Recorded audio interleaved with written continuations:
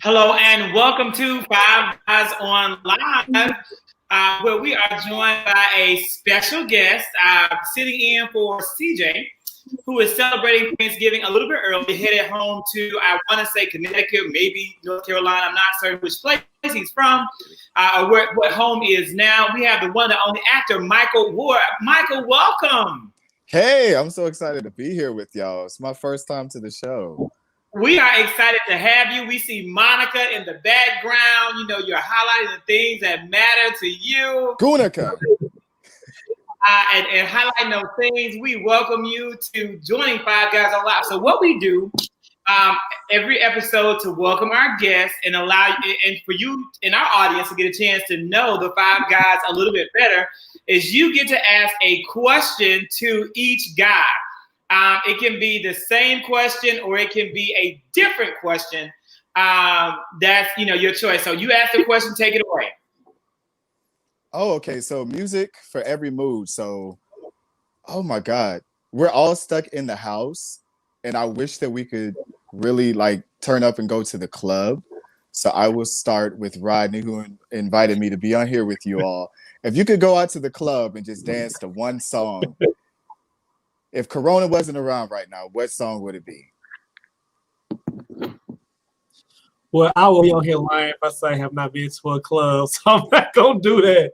But one song that really is catching my eye, if I can just really let loose and not really have to wear a mask, it would have to be Body Yada Yada Yada. Meg the Stallion. This song is just so catchy. I'm making a TikTok with two other people trying to learn to dance, so hopefully it'll be out. But yeah, I would say Body by Meg the Stallion. Yes, most definitely.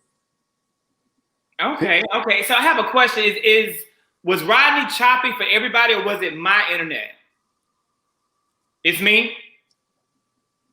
So am I choppy now? No, I hear you. Rodney was a little choppy. Oh, because I'm saying this is a good time. Well, hold on, I can see it now. I said no initially, but I can see it now in his movement. Okay, give me 1 second. Okay, while Rodney's fixing that, Michael, continue.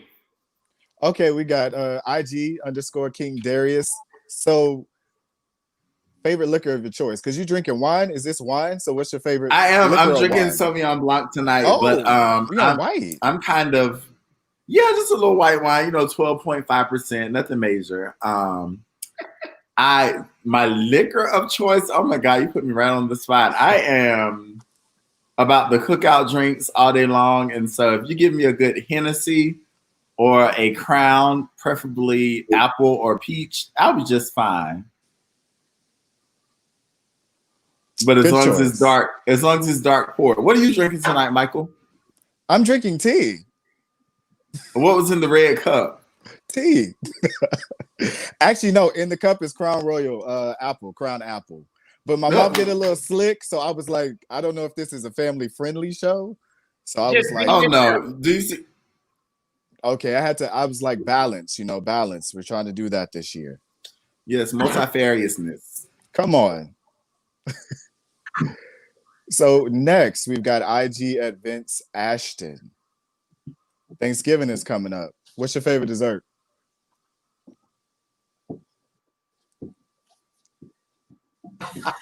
Well, that's just a perfect segue for me.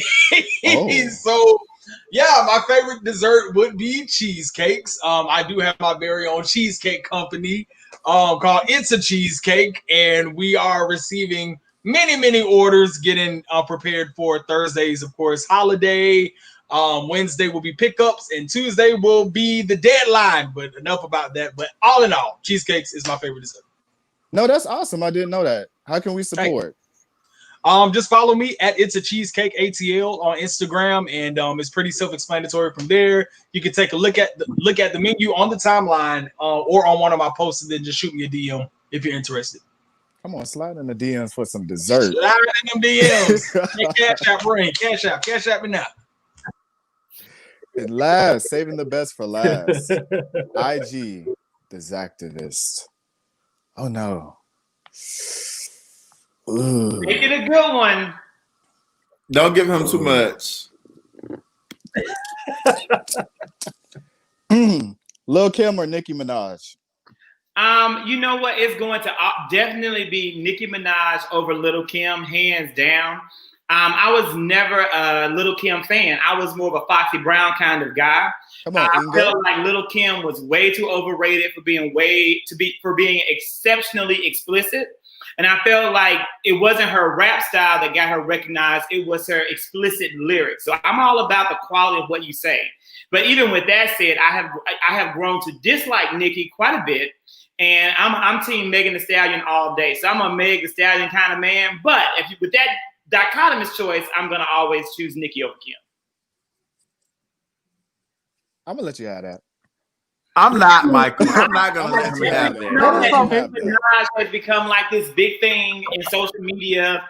All the kids on TikTok love her and the Barbs. I mean, she made a resurgence. She leveraged social media well to get in with a younger generation. What? But her actual life, the things that she stands for, what she does, her practice and policies. See, I'm about more than just the music. I look at what she do. And as I have seen what she's done, I have seen what she hasn't done, I can't support her. But that's just me. And I know that everyone's different because some people, you run behind those lyrics and you live for that lyric. But I live for the activism and of what the person actually does. Google her and what she supports, Darius, and let's see if you still can stand by her. And with What is it, Zach? What is it? Nikki Walks. I don't want to get into it with Nikki these Walks. bars. I don't want to talk about how, I don't Okay. You said make it a good one, though. Okay, No, Nikki walked so that her sons could run, okay, including Meg, who's one of her sons. But So, and you know what? But it would not be a Nicki okay. if it wasn't for Lil Kim. We can agree to disagree. Let's continue. Let's just get on to the Rodney, show. I We didn't hear have what you topics said. tonight. You didn't We come have through, topics Rodney. tonight that we No, talking about. Like, no, it would not be a Nicki Minaj if it was not for Lil Kim. Because Nicki Minaj put money just like everybody else. Have to just, have to call a spade a spade. It's the truth. All these snitches is my sons. We're gonna go and get some bills for them. Couple formulas. Yeah, Candy. I just hope that people research these celebrities. And while we're waiting on Vince, I think Vince just returned, and we'll jump right into the actual agenda. And so it's really challenging once we start going to scroll down to be able to allow Vince in the room. It's not letting me, Vince. Give me a moment. I'm going to continue to work with this to try to, okay, there we go, to get you in. Real quick story. There was I don't know if you guys watch Home and Garden Television. There's a program on there called Fixer Upper that has a lady named Joanna Goins and her husband Chip. And so they have a new network coming out called the Magnolia Network. And I really like their magazine. So I buy the magazine. They have a line at Target that's very successful.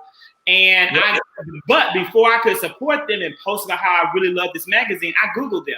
And I found out that they go to a church that supports conversion therapy, homophobia. They supported Donald Trump. That's what I'm talking about. Before I can endorse anybody publicly, or I say I stand behind somebody, I'm going to do that little bit of research to find out what they have done, what they stand for, who they've donated money to. And I urge you to do the same thing if you call yourself a barb about Nicki Minaj. And also do it for Meg the Stallion, who is committed to education, still being in school, could easily stop, could easily go forward and move with her music career and forsake her education. But she's not doing it because she stands for what she believes in. And so with that being said, we're going to talk about what many of you may be planning to do for this upcoming holiday season. Thanksgiving is this week. Everybody out there, it is Thanksgiving week. We want to know kind of how you're choosing to celebrate as America is in a continuous uptick with COVID-19. What are your holiday plans, gentlemen? How are you living Thanksgiving, if at all?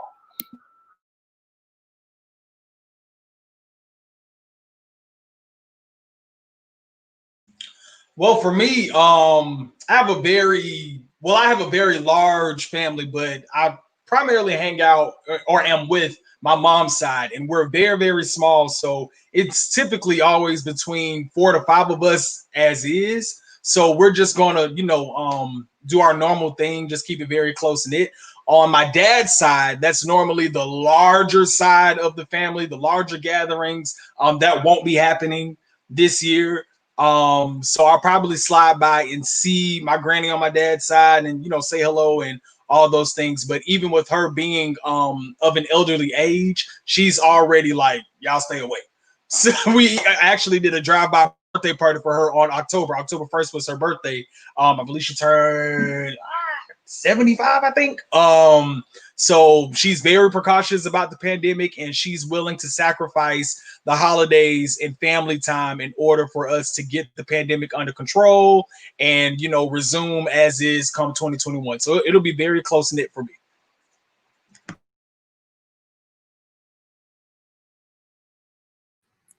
Well, for me, pending my COVID test in the morning, I will be traveling to Florida with my mom to visit my two brothers and their spouses and my niece and my nephew. I haven't seen at all this year. My attitude towards the whole pandemic has been that life is about choices, and we have to be cognizant of the choices that we make and whether or not they're worth the consequences that could arise from the choices that we make.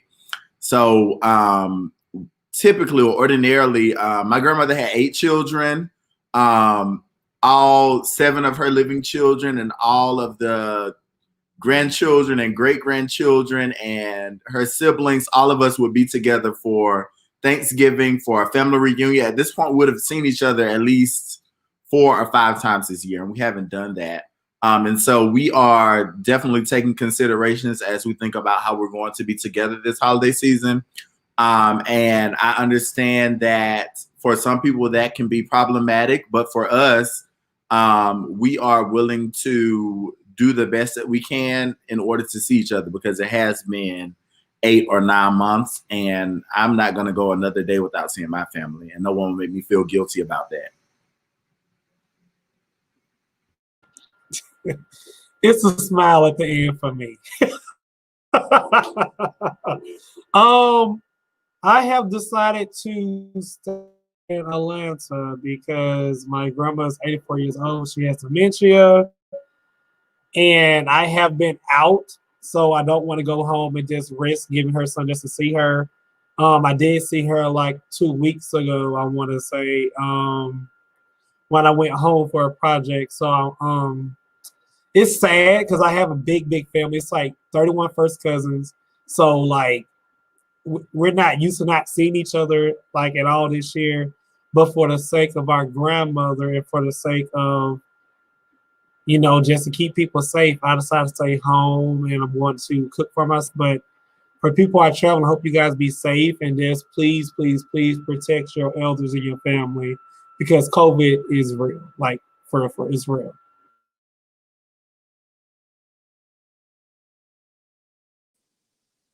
Oh, so this means it's my turn. Cool, because I missed the prompt earlier. I'm having a little tech difficulties. My bad. No, yeah, For Thanksgiving, I will your sit my plans ass for right here Thanksgiving.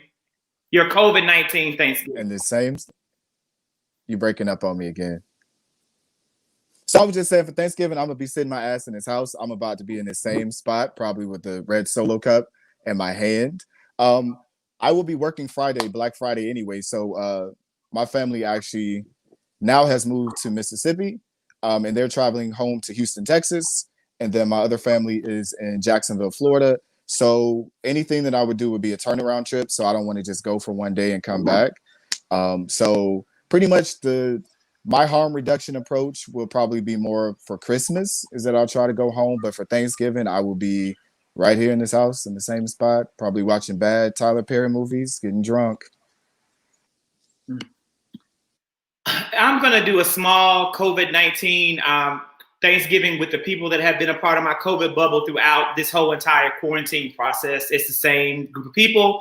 I've really only engaged with like 5 people. So, we're going to be 5 people again, just having a small Christmas. As you saw, one member of the COVID bubble was upset because they can't go home. We're just going to do what we can to have a very small, simple Thanksgiving among ourselves. And that's really it. For me, it's about making sure that I don't celebrate Thanksgiving anyway. Thanksgiving, as you can probably assume, is canceled in my life and was canceled when I was a child because of what it really stands for. I believe in gratitude every day. I practice radical gratitude every day, nonstop. I'm constantly praying and giving thanks to God for what I have. So I don't see Thanksgiving as that purpose, although I respect those who do. But the historical roots of Thanksgiving don't sit well with me, so I'm not able to celebrate it in that traditional way anyway. So I actually never really went home to my family. My family celebrates Thanksgiving. It's a big deal to them. But for me, living in Atlanta, my family all being in rural Mississippi, Thanksgiving comes too close to Christmas. So I never really went home often. Only when my grandmother was ill twice I went home since living in Atlanta for Thanksgiving to spend time with her and see her. So the big holiday for us is Christmas as we celebrate the birth of Christ. And so my focus is making sure that I am safe and that I am still COVID-19 negative so that my mother and family can come and have a phenomenal Christmas with me in Atlanta as we do every year. So, with that being said, this 2020 has been a challenging year, but it's also been a year full of great opportunities. And I want you guys to think about what are the things the one thing that you're most grateful for. And we're going to share that at the end. And we're going to share that also with our audience. We want you to also tell us too, just at the end, just giving glory to God for what he's been able to do in your life, despite the challenges of a pandemic. And one thing that some people may be thankful for, and they may be grateful for, is that during the pandemic, and how are you doing, Q? We have had, that's my buddy Q down there, he's a Pisces, is the small break in traffic. We had a small break in traffic when you had COVID-19 because people were quarantined, but it definitely looks like that traffic is back in full blast, and there is an actual historical reason and root to the traffic. Tell us about it, Vince. Yes. So, me being a native ATLian and just traveling these streets, the highways and byways of just through my life, I've always wondered how certain demographics or areas, if you will, sort of intertwine throughout Atlanta, how you have more urban-esque areas, and then right as soon as you make that corner, that left turn is like $500,000 condo kind of thing. And so as I got older, I started to see more articles come about around Atlanta segregation and how the highway development dating back from the 60s and the 70s played a huge part into that. So the article that I submitted to you guys was actually released in 2019, but I feel like it's still relevant to today, or even just to have some great discussion around it. Some cool things that I sort of pulled out from the article in regards to it verbatim. The article writer said that the planning for the interstates in Atlanta became a double-edged sword, being used both as an excuse to build through and tear down Black neighborhoods, and then serving as a de facto border as the civil rights movement progressed. The way segregation and mass transportation went hand in hand evoked. However, MARTA was the game changer. And when MARTA started to develop as well as expand through Atlanta, again, dating back to the 70s, if you will, that produced what they call the white flight. And so the white flight allegedly had white people move out to the outer brim counties of the greater Atlanta area, Gwinnett, Cobb, Henry, Fayette, so on and so forth. And you can even see even through this very day, if you watch the news, maybe dating back for the past 4 to 5 years, whenever MARTA is trying to expand to either one of those counties, it's an automatic decline. Myself residing in the greater Atlanta, well, I've only lived in East Point and Riverdale, Lovejoy, Clayton County, lower Atlanta, if you will. Clayton County, of course, being known as primarily Black, gladly welcome MARTA when they decided to open down there, even going all the way down to Lovejoy. If you're not familiar with Lovejoy, that's like 12 minutes away from Atlanta Motor Speedway, which is country. That's going down to the Hampton Griffin area. So it really just jarred a lot of questions in my mind, just this whole historical thing. Of course, they said that the way that 20 runs through Atlanta, the south side of 20 was for Black people, for the Black neighborhoods, and then the north side of 20 was for the white neighborhoods. And if you look at it right now, Turner Field is where 20 lies. Everything beneath Turner Field is primarily Black. Even going to the west side, that's the AUC, so on and so forth. But then when you go north of 20, You go to the Howell Mill and West Midtown area. If you look to the east of 20, then you're going to the Ponce, and then that leads you to Lindbergh, then that leads you to Buckhead. So all in all, do you think that this, I guess, planning or initiative, you know, what was it successful for the people that wanted it to happen? Do you still see the residue of it? I know that we sort of mixed and meshed right now and how Atlanta is sort of situated right now in 2020. But yeah, I just wanted to get thoughts on it, and especially how it plays into the traffic too.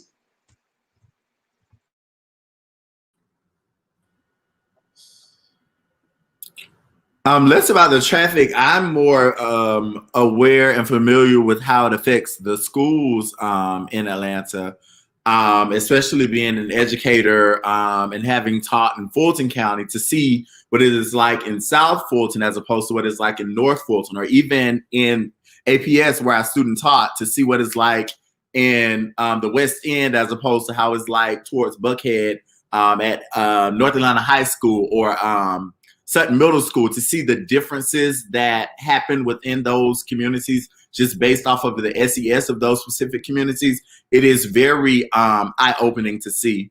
And so there is definitely very prevalent segregation still, even to this day, though it's not legal segregation. It is personal or I guess financial segregation. So it takes a little more money to live in North Fulton than it does to live in South Fulton.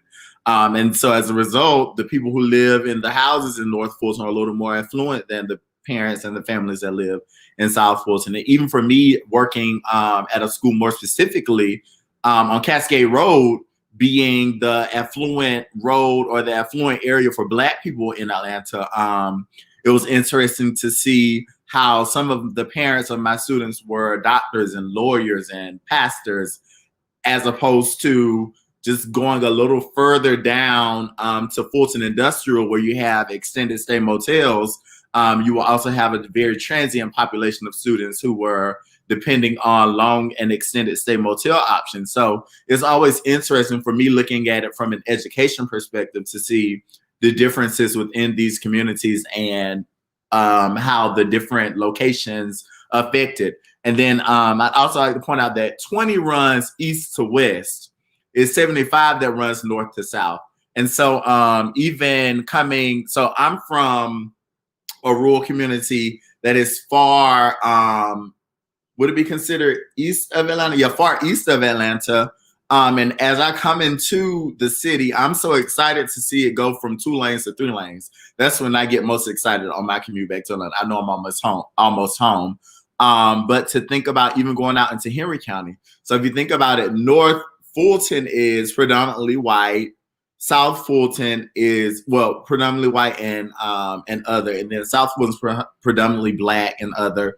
And then as you get to Henry County, North Henry is predominantly Black and South Henry is predominantly white and other. And so it's just very interesting to see how you can see the schools as a microcosm of the greater population.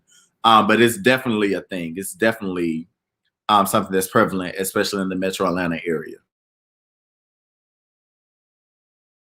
You make a good point. You know, I personally advocate for, what you're 100% right.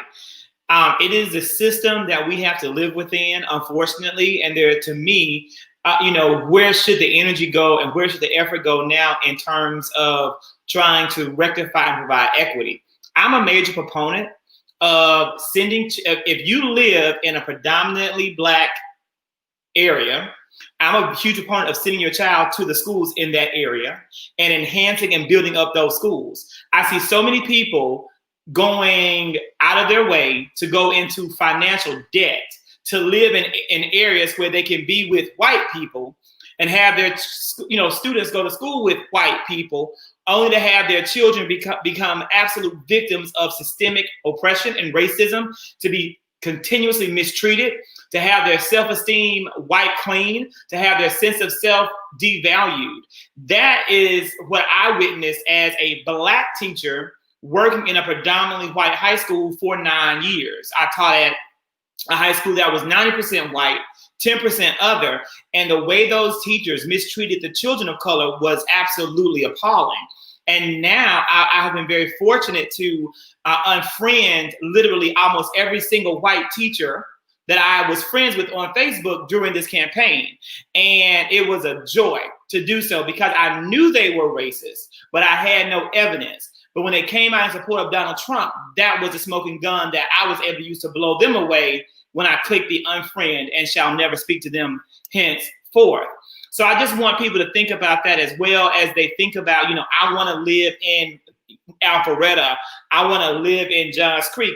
If you have a family, you do that.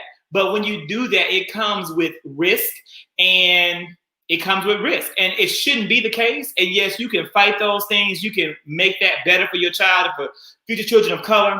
But is that a battle you want to put your child in? It takes a whole lot of courage to be the Ruby Ridges. It takes a whole lot of courage to be I forget the young lady's first name of Brown versus Board of Education, to pick a Kansas. It takes a lot to be that. But I'll tell you right here, there's no child that is a part of my life that I want to see do that. I want my child to grow, prosper, and advance at the rate that sets them apart for their future, not to be the ground layer for the rest of the world. Not my child.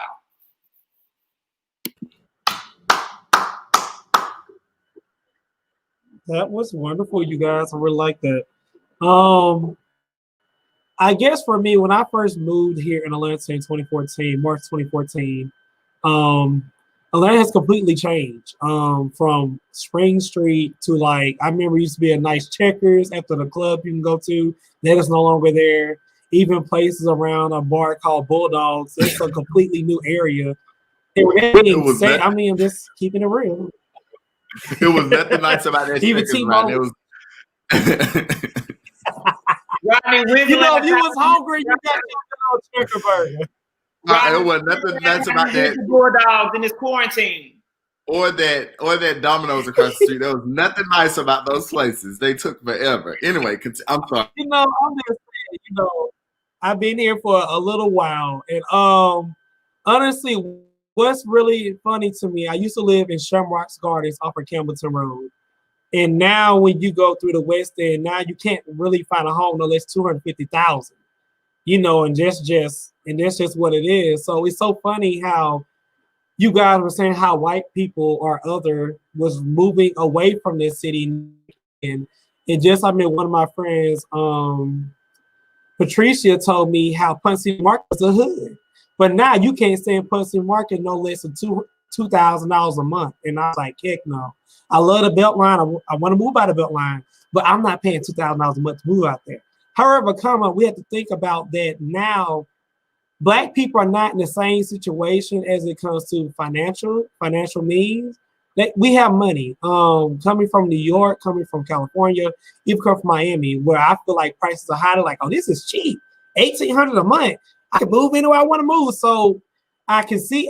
Do I believe it's racism and redlining going on in Atlanta? Yes, sure, it is true. It's so true. Mayor Norwood made that very clear when she was running for mayor.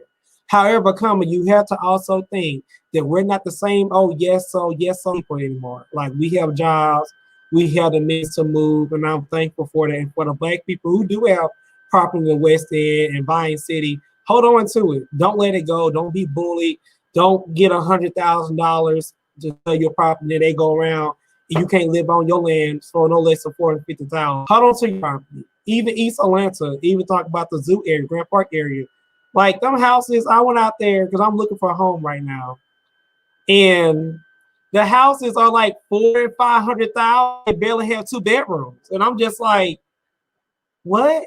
But if I go get a home for $400,000, I almost got a damn mini mansion. You know what I mean? So, and also, Zach touched on, you know, you believe in for your children, for kids to go into the area they go to school at. I can agree and disagree with that.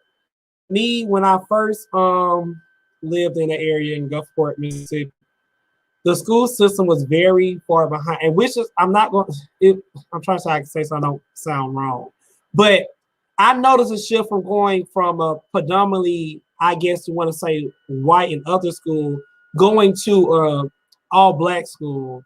And I begged my mom to send me back to the white school because I felt like I was just dumbing down my educational learning. And I'm not saying that teachers were bad, but I felt like because they felt defeated, and when you have that mentality of defeating your school system, like you just don't care the kids are bad, you know, they're just going by the wayside. I really hope, what area, I hope the area is changing now. I haven't been in that area in a long time, but I'm an advocate of sending your children where they want to go. If you feel like your child's going to learn more in another place and help benefit them in the long run, do it. I don't believe in sending kids to go because of black school. I mean, we have HBCUs for that. If you want to learn about your black culture, go to more house family. All these places best to go. Diploma. Make sure your kids are well equipped with their education. That's what I stand for. And that's a good, you know, you can't negate your experiences, right? No one can. And if you gained, in my opinion, a better education going to a school that gave you a mixed learning environment, then that's a blessing in your life. So let me give some context, and I have no problem giving personal context to the tale. So I taught for 10 years in a predominantly white school that was shifting demographic wise. And so it started out as 90% white, 10% black and other. And then when I left the school, it was then 60% black, 40% white and other. In that time frame, again, people did great work. There were master teachers there. But when I left there, I got a job to be promoted out of the classroom and serve as an instructional coach in Atlanta's lowest performing high school at the time for traditional students. When I was put into that position, I saw Black excellence from those students that I had not witnessed before in many other instances. Those kids were coming from homes where you may have had 3 people living in a 1-bedroom apartment. Those kids had a level of drive and determination that really reminded me of me when I was a child. And it absolutely motivated and inspired me. I saw teachers who would bring in food, huge grocery bags, and have refrigerators in their classrooms, microwaves, and they would feed kids breakfast, lunch, and then dinner because they knew that some kids wouldn't have it at home. I witnessed teachers working from the moment they got there to late into the night to help these kids get ahead. And the real validation came when I realized that at the end of the year, we had $180 million in scholarship money being given to the senior class of this school. The poorest school, the lowest achieving school, but the top students at that school walked away with full scholarships to universities. That did not happen at my school where the students that was predominantly white. Those kids could have gotten those scholarships, but nobody was working on it or fighting for it. Those kids could have qualified for more opportunities, but there weren't people fighting, caring enough about them to sacrifice their own personal time.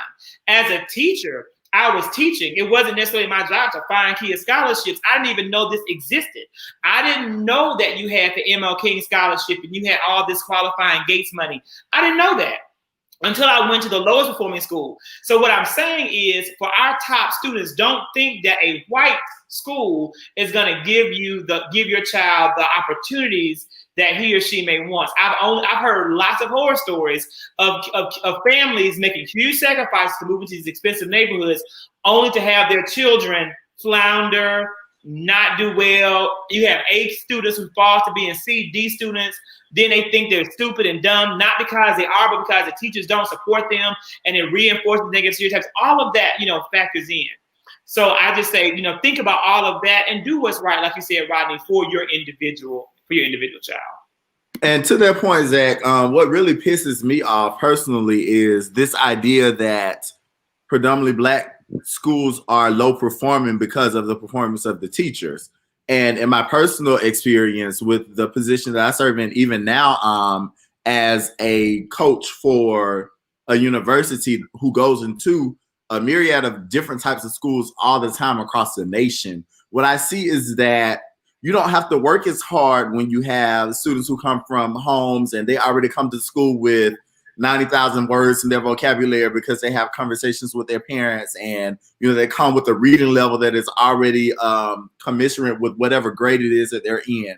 But it is the teachers in these schools on the south sides of these cities, on the MLK drives of these cities, in the impoverished communities of these cities, who go in and they fight and they fight until they get the results that they're looking for. And you can't tell me that a teacher on the north side of Fulton is working harder than a teacher on the south side of Fulton any day, because I've seen it for myself, and I've seen the dedication and the commitment that goes into educating these children. Why? Because they give a, hey mama, they care about these kids in these schools, and you know, they relate to them. And in many instances, even for me, coming from an elementary school that was on the a school of excellence, but then going into a high school that was on the needs improvement list long enough for the government to come in and almost take it over. I know what it looks like to have Black teachers who give a damn about the students, as opposed to teachers who might not, you know, relate in that same way,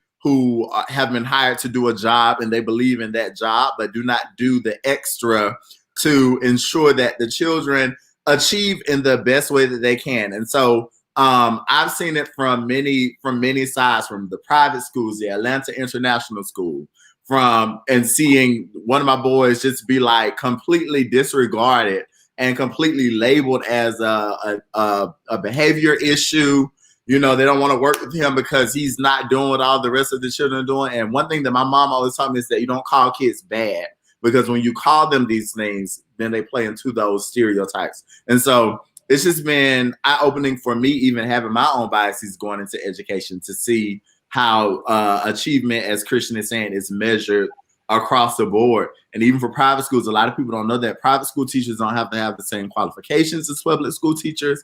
And they're also not rated in the same way that public schools are rated. And so you have this false idea of how these schools stack up against each other, but it's all a big facade. It's all smoke and mirrors. It's all about money.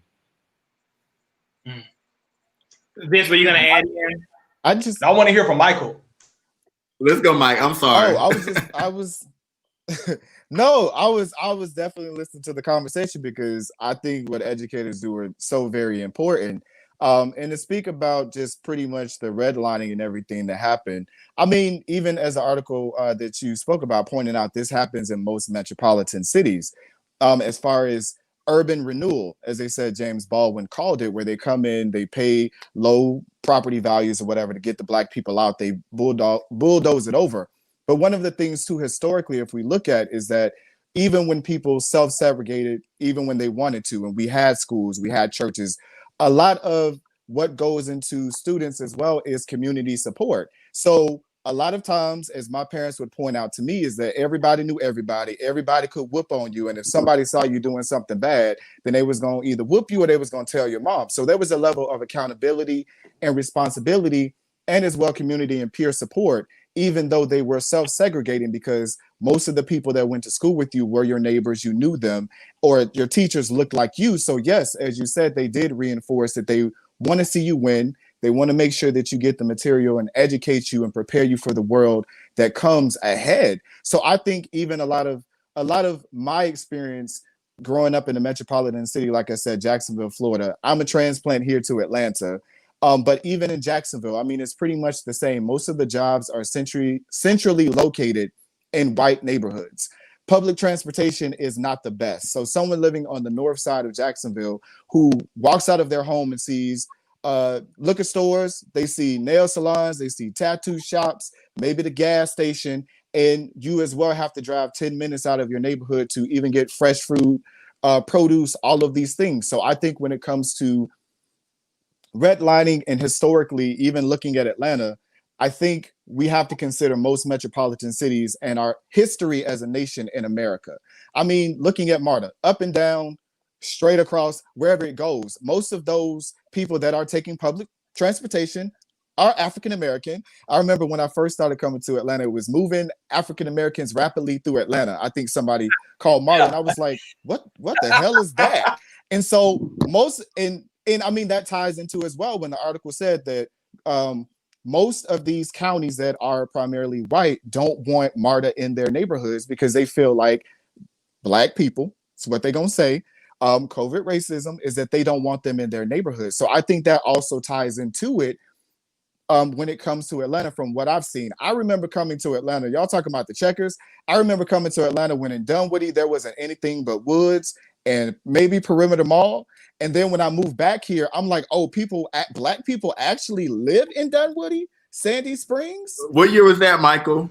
I don't want to. I'm joking. This was maybe like I was still in high school, so this is about 2004 ish when I used to slide up here to Atlanta. But I remember there was like nothing. I slide. Used to slide up, slide up to go to the club and slide on back down. Don't act like you never did a run at night. But there was nothing in Dunwoody. So when I came back, I was like, oh, black people willingly have moved to North Atlanta. Like, this is really shocking and surprising to me. And then moving here, everybody was like, don't live below 20. And I was like, all I can afford is below 20 because my income is not matching the neighborhoods that y'all want me to live in. So I think when it comes to a lot of this, we have to also consider grocery stores. We've got to consider jobs. We've got to consider public transportation. We also, all of that, as somebody pointed out with the comments, goes into property values, which goes into schools, which goes into education, which goes into healthcare. All of these things that we have to consider that started by redlining or segregating us to certain areas of the city. Come on, we're everywhere with Alpharetta too. I didn't used to go up there. I was like, Alpharetta. So I think the article was really interesting, and it actually shows the map of Atlanta and other metropolitan cities that you can go to. And I was learning new stuff as I read it as well. But I want to applaud y'all that educate, because as Rodney said, my mother, I remember I stayed at the hood school, as I called it, and it was mainly a vocational school. They really focused on cosmetology, learning how to cut hair, auto mechanics. It was trades. And so my mom let me stay for like 9 weeks. I remember getting my name over the intercom, and everybody in the class say, ooh. And I'm like, okay. And my mom was like, get your stuff. This your last day at the school. And I'm like, okay. And she moved me to a predominantly white school, and I absolutely hated it, because I rode the public bus every single day, and I'm going to school with kids that are pulling up in luxury vehicles and have a car. And I'm like, I'm waking up earlier just to catch a bus to make it to this school with people that don't necessarily look like me.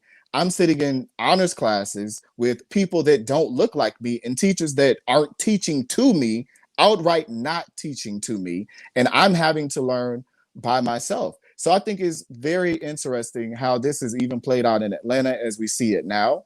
Gentrification is real. I'm experiencing it right now. I used to not see a lot of white people, but once again, they're coming down here, buying a house for $25,000, flipping it over here in the West End, and putting it up $100,000 to $200,000 to push us further south of the city or push us out. So it's really just been interesting to now drive by the Checkers that used to be there, the Domino's on the other side, and see everything is a fence going up. And then you already know it's going to be a high rise. The fact that they now have high rises by bulldogs, I was like, are you really kidding me? Are you kidding me? So yeah, my thing is, as somebody pointed out with food deserts, as far as building, as you said, as activists, that you want Black kids to stay in their neighborhoods and visit those schools and all of those. I also think that it takes us pouring into our communities, and we have to keep the money there. If we're going to live there, then why can't we build local grocery stores? Why can't we start food markets or fresh food or any of those things, or have that community support for our Black children to have that? I think that's also a very important question that we need to ask ourselves, instead of moving to a Buckhead or somewhere else that you might not be able to afford and have an air mattress in your bedroom. But that's a whole separate conversation. And it's so mental, right? It's such a mental construct that with people that are not like us. And so I think that you make a really good point. And you make a really good point. And it's just a lot of it has to do with who you are, how you were raised. I bought my home in 2004, right in the heart of Decatur, paid less for that 4-bedroom, 3-4 bath house than almost everyone I knew who was renting, and stayed in that house, paid the house off, got a new house in the same zip code, just a bigger and better house. So I just think that, I wish that I could share that with more young people and help them understand what the steps they should be taking are, right? Like the money you're spending on your rent, how that really should translate over to home ownership. But as soon as I talk to someone, they say, oh, I'm not gonna live over there. It's where you can afford to live. You're a teacher or you are whatever you are. You can afford a home in Buckhead, but you can afford a home on the east side, in Decatur or Lithonia, or even further out.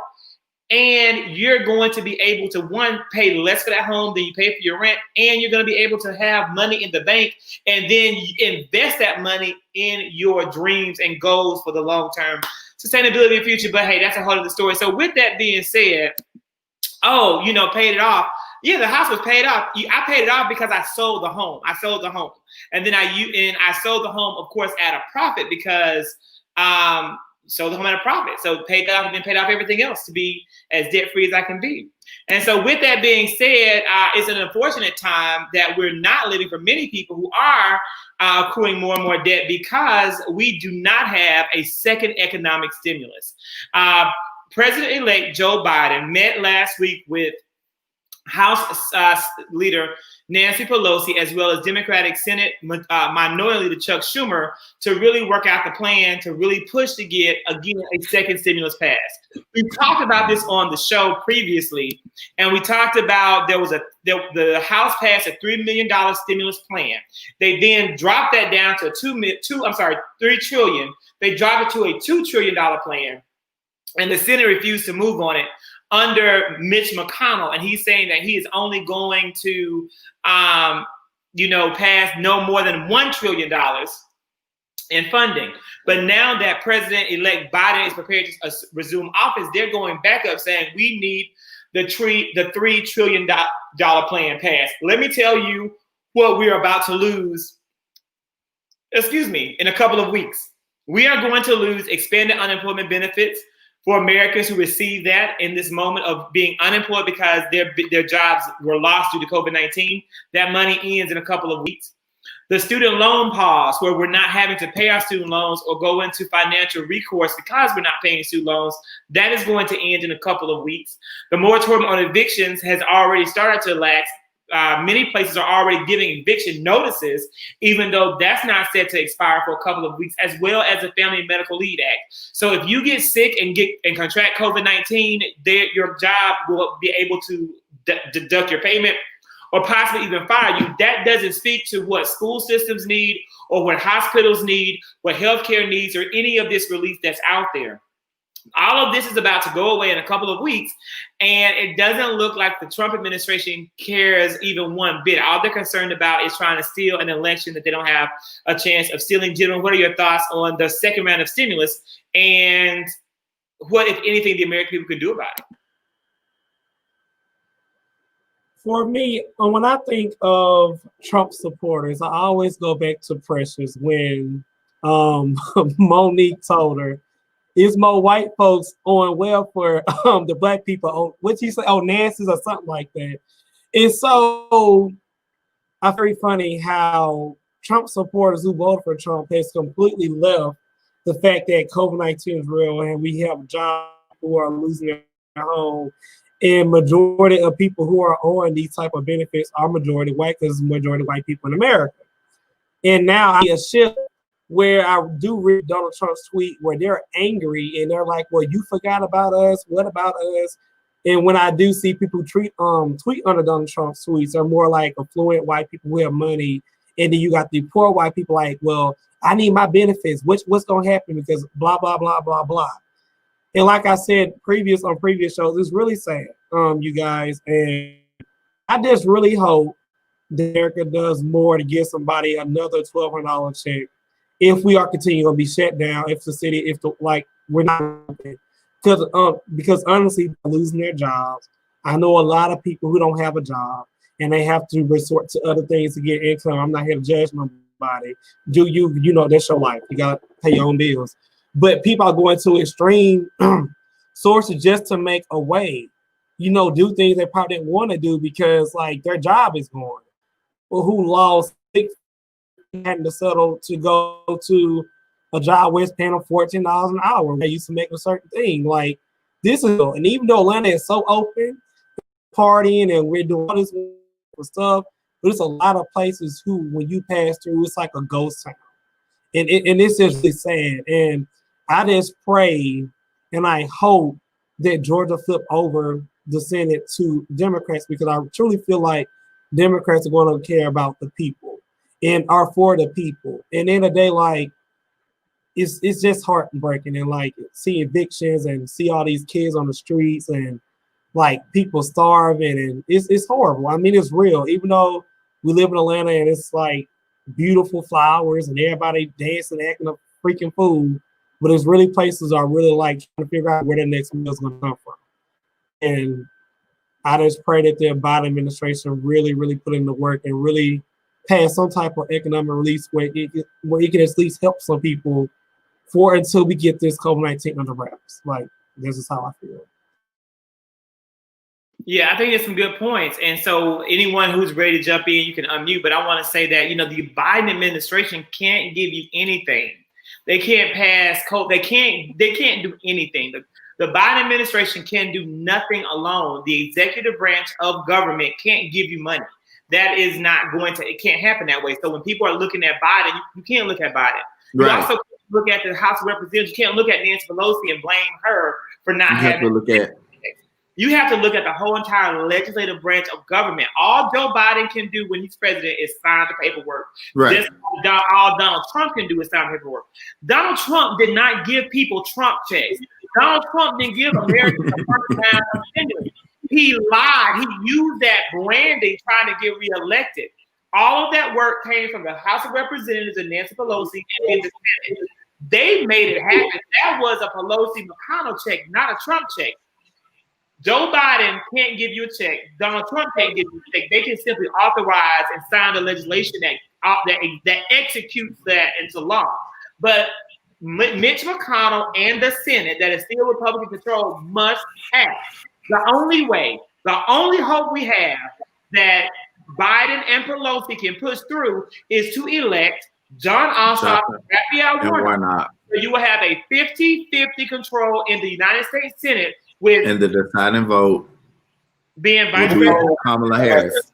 Then you will get a quick fast track to and that speaks to. And you're not going. If they don't win this election, I don't believe we will get the stimulus relief that we need. Mitch McConnell says he's not doing it because he says the stimulus makes people not want to work. He says a stimulus makes you want to stay home and live off the government, pretend like COVID is a big deal when COVID isn't a big deal. That's what he says and why he doesn't want to do it. And Mitch McConnell with his blue and green and brown hands, it's like, sir, like how many people have died because of COVID? Are we at 250,000 yet? Like, it's ridiculous. And plus we have exceeded that number this weekend. We have exceeded that number. And so we're looking at 250,000 people who have passed away from this virus. First of all, it's very indicative of the fact that we need to not only come out and vote in presidential elections, but all elections, because we need to have people in place who can say that I have a cousin, I have an auntie, or I have a brother who is being affected by this pandemic, because we're not billionaires. We're not all millionaires. And so when we don't always get off of our butts and go and vote, it can be problematic for all of us in the long run. And it's so easy to say, and I think Rodney and I had this discussion weeks ago, how easy it is to say, like, why aren't you all voting? Like, if you're not voting, then you're a part of the problem. But we really have to key in to why people are not voting so that we can figure out how to mitigate these, I guess, ideas that people have about why their votes don't count.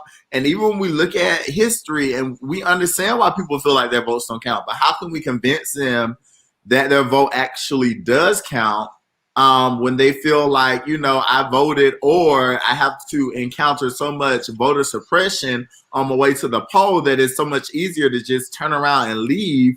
It's just disheartening all the way around, but we have to make sure that we band together, especially with this current election, something that is within our control, no matter what they try to do. Even with Trump trying to recount the votes in Georgia, we saw that they were able to verify that Trump actually had a smaller percentage of the votes than he intended to come out of the other side of the recount with. So we cannot grow weary in well-doing. We all have to pour our all into making sure that we're a part of the solution and not the problem.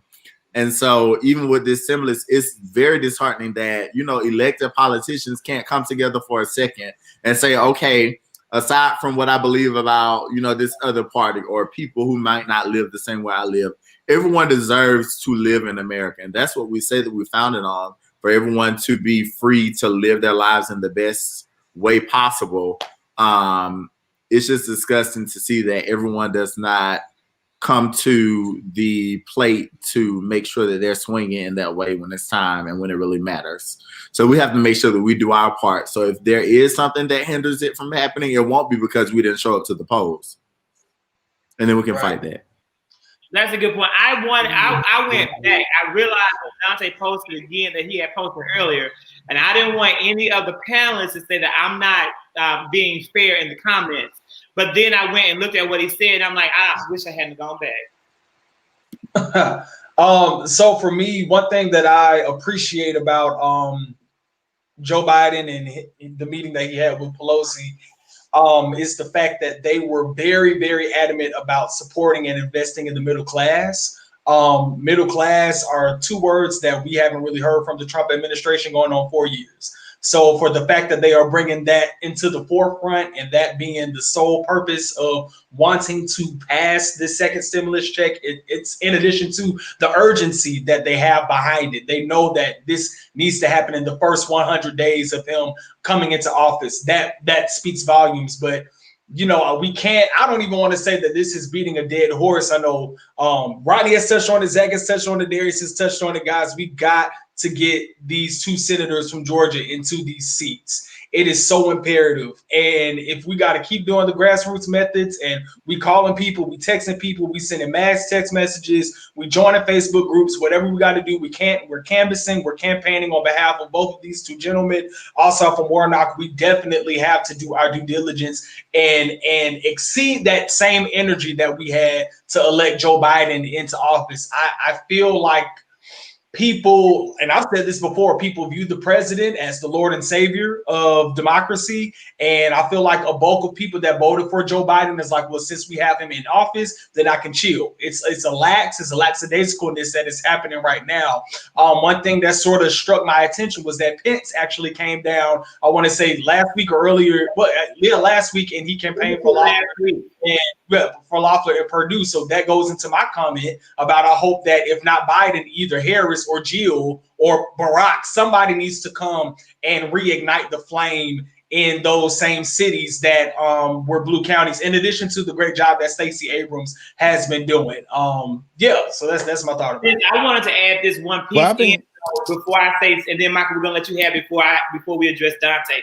Don't worry, Dante. We got you on the docket, brother. We got you on this docket. I promise you that. So you just hold your horse, brother. Do we? You literally hold your horse. Because I know you got. Wait.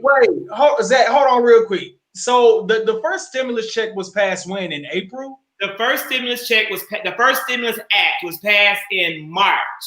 And so that was a good check. It is now November. So and I feel like there are people that exist that think like Dante.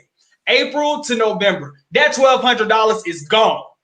It is well and gone. And for people to feel so comfortable and have the audacity and gall to sit up here and have that mindset, furthermore, speak as if this $1,200 or that extra $300, $600 that people were getting or what have you for whatever that 3 to 5 month time span matters now. It's ridiculous to me. And regardless of the 74 million people that voted for Biden and the 72 million people that voted for Trump, those 72 million people will definitely appreciate and advance and welcome whatever they get, because they are part of this situation with us, regardless of what the virus see no color. The virus does not see red. The virus does not see blue. But you're gonna need that $1,200 in your pocket. Nobody got $800, Dante. Now it was $600. It wasn't even $800. It was $600. I want to say this, Vince, into what you said. Now I agree with you, but I want to go on record a third time and say again, the number one campaign issue in the senatorial election runoff should be the COVID-19 stimulus needs of Americans. And so I can only do so much because I'm not running. I'm not out here making commercials that are not addressing the issues. That's what Ossoff and Warnock are doing. I'm not able to get on the podium and give you the speech that Georgians need to hear that says explicitly, if I am elected, I am going to partner with the Republicans. I'm going to partner with Biden and Pelosi and Schumer to push COVID-19 stimulus legislation. I haven't heard Warnock say that. I haven't heard Ossoff say that. They're the ones, and their campaigns are the ones that need to be doing that work. And Vince, we can do what we can do, but they need to do what they got to do. All I got to say is they got to do better. When you I would say that came to Georgia, I know for a God-given fact that both of those campaigns said they said they didn't want Joe Biden to come. But Zach, I will say that Warnock did get on the radio and say that he understands what it means to be impoverished and to grow up in a poor community. He did everything but say that he will fight for the stimulus package. He did say that he would fight for people who are in impoverished situations. So maybe you want him to explicitly say that. Maybe you want him to explicitly say that. But while the Republicans are fighting to have a Supreme Court justice confirmed during this time, I think it's overly clear that that's not the goal of people who are running for a Democratic ticket on the Senate. So, again, I need that in commercials. Because think about how many people don't listen, because I don't know what station you heard that on, but I only listen to one radio station when I'm in my car, and that's NPR. And NPR did not carry that message. I have seen that's not what the ghetto. That's not what us ghetto people are listening to. No, I'm just saying. I have heard Warnock on MSNBC. I have heard John Ossoff on MSNBC, CNN, This Week with George Stephanopoulos, as well as The View, and they're not hitting that message. And that's money though. I'm listening to streams, money take over. I know that View, a dragging point, the way that he dragged Purdue was in the midst of Purdue declining those debates, which he did. A selling point of his marketing campaign was Purdue was profiting while Georgia citizens were perishing due to COVID.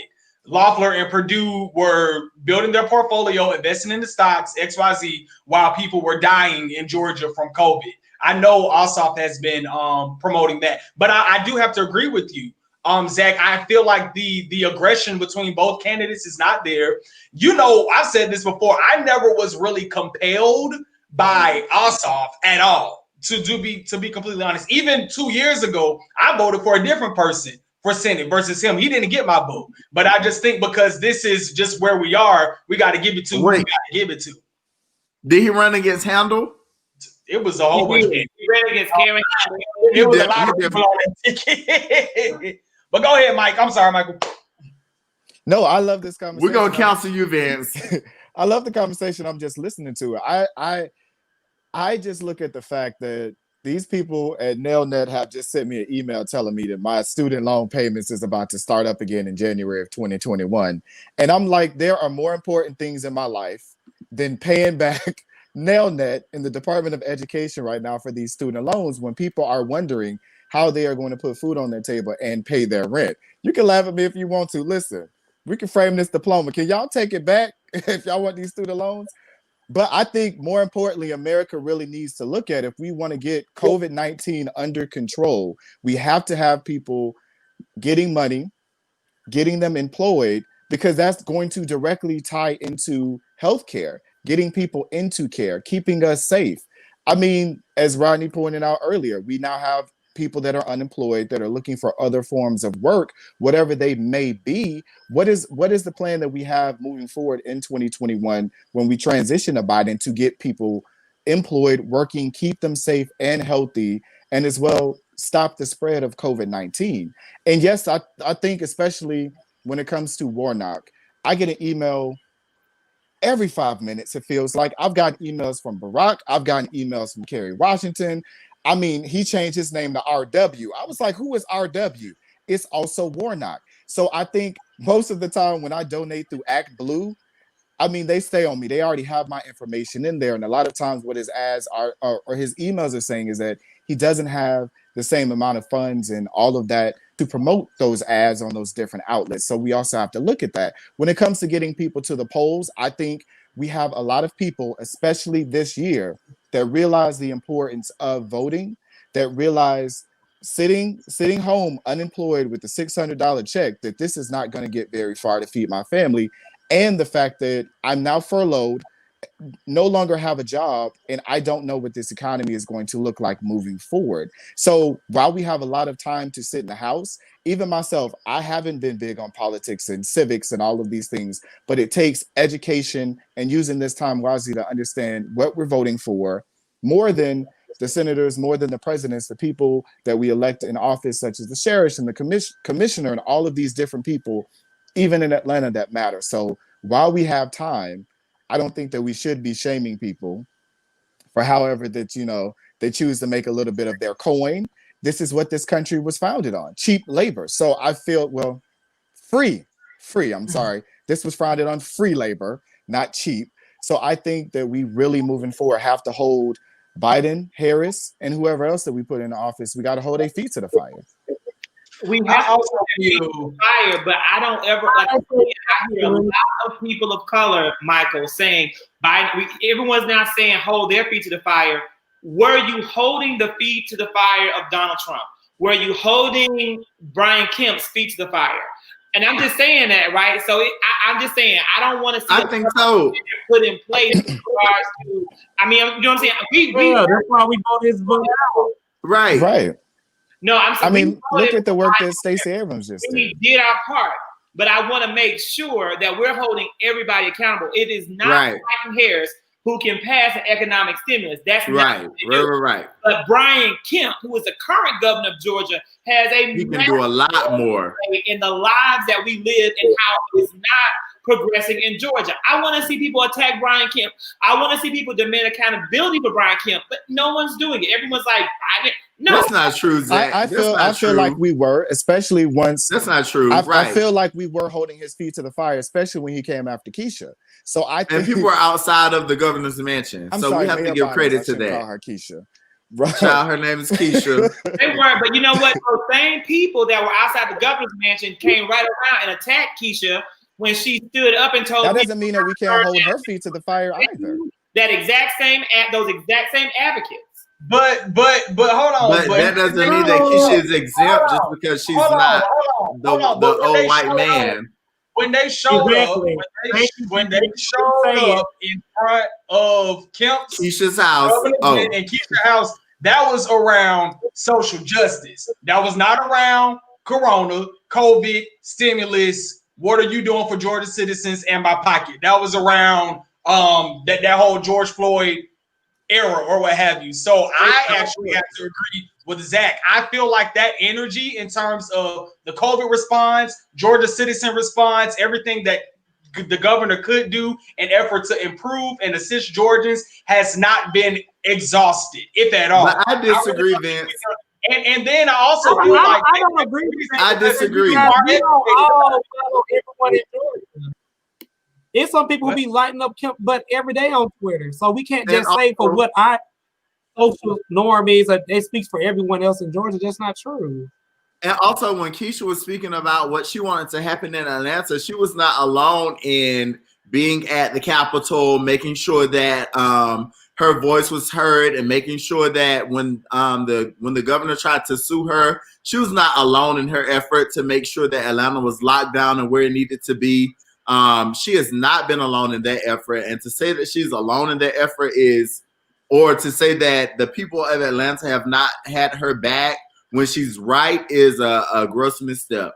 Now, are people going to back her all the time? Absolutely not. But when people feel like they can relate to a idea, or when people feel like they agree, they are going to step up. And there were many people outside of the governor's mansion and outside of the state capitol when they felt like Brian Kemp was misusing his power against Keisha Lance Bottoms to keep her silence. But also when Keisha Lance Bottoms wasn't doing the best that she could do in regards to the racial tension in Atlanta, or in regards to telling people to go home as opposed to marching with people, or actually offering her true opinion, having sent her black son out into the city, as she said that people would not out-concern her. People were very vocal about how they felt towards Keisha Lance Bottoms. And so I will say that any other place in the world, you may be able to say that y'all aren't as engaged as you should be. But as for the city of Atlanta, I feel like the city of Atlanta is very vocal about what they believe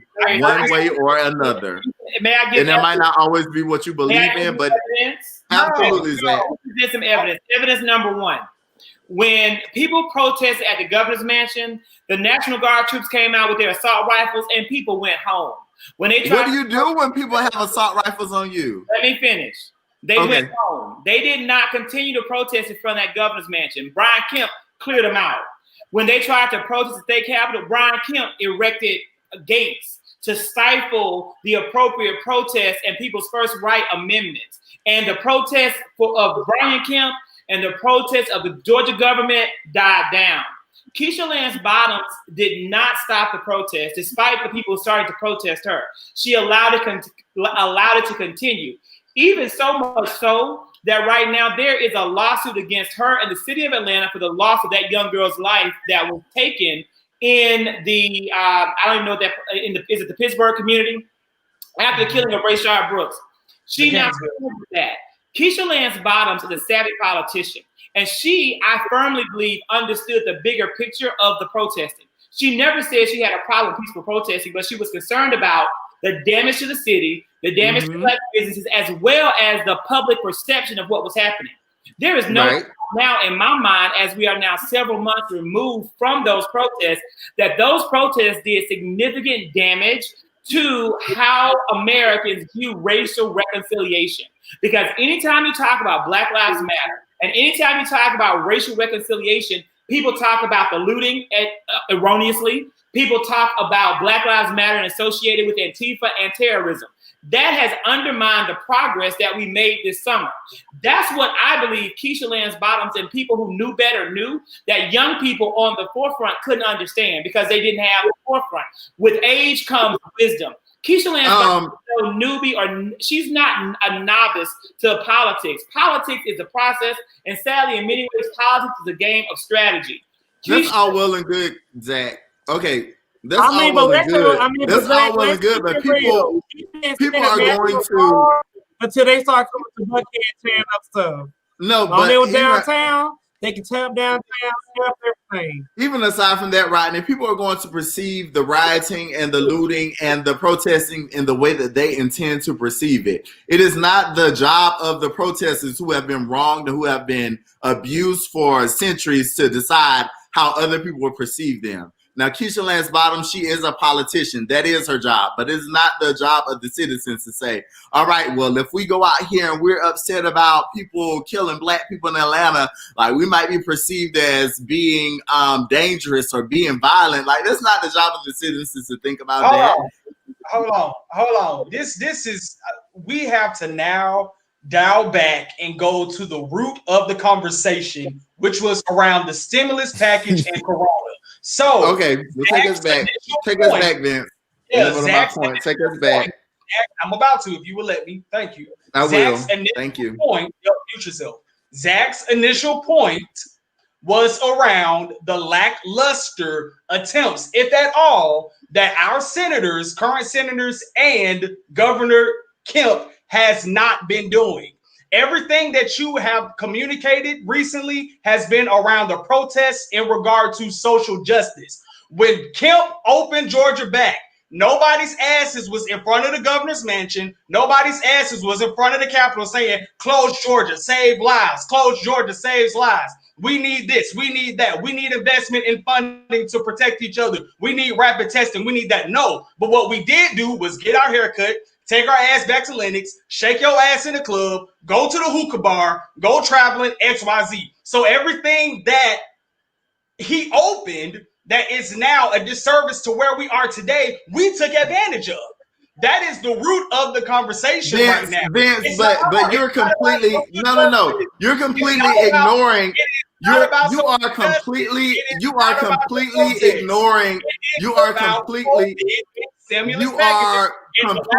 ignoring the fact that You're completely ignoring the fact that when Brian Kemp, are you listening to what I'm saying, or am I just listening to what you're saying? Because we could do either one.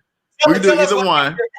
Tell us what Kemp you are completely ignoring the fact that when Kemp tried to sue Keisha Lance Bottoms for her executive orders, that people all around the city of Atlanta petitioned for Kemp to draw back his lawsuit against Keisha Lance Bottoms. People were very adamant about making sure that Keisha Lance Bottoms was not sued for wanting to take Atlanta back to a level 1 or whatever it was that she wanted to do. People have Keisha Lance Bottoms back.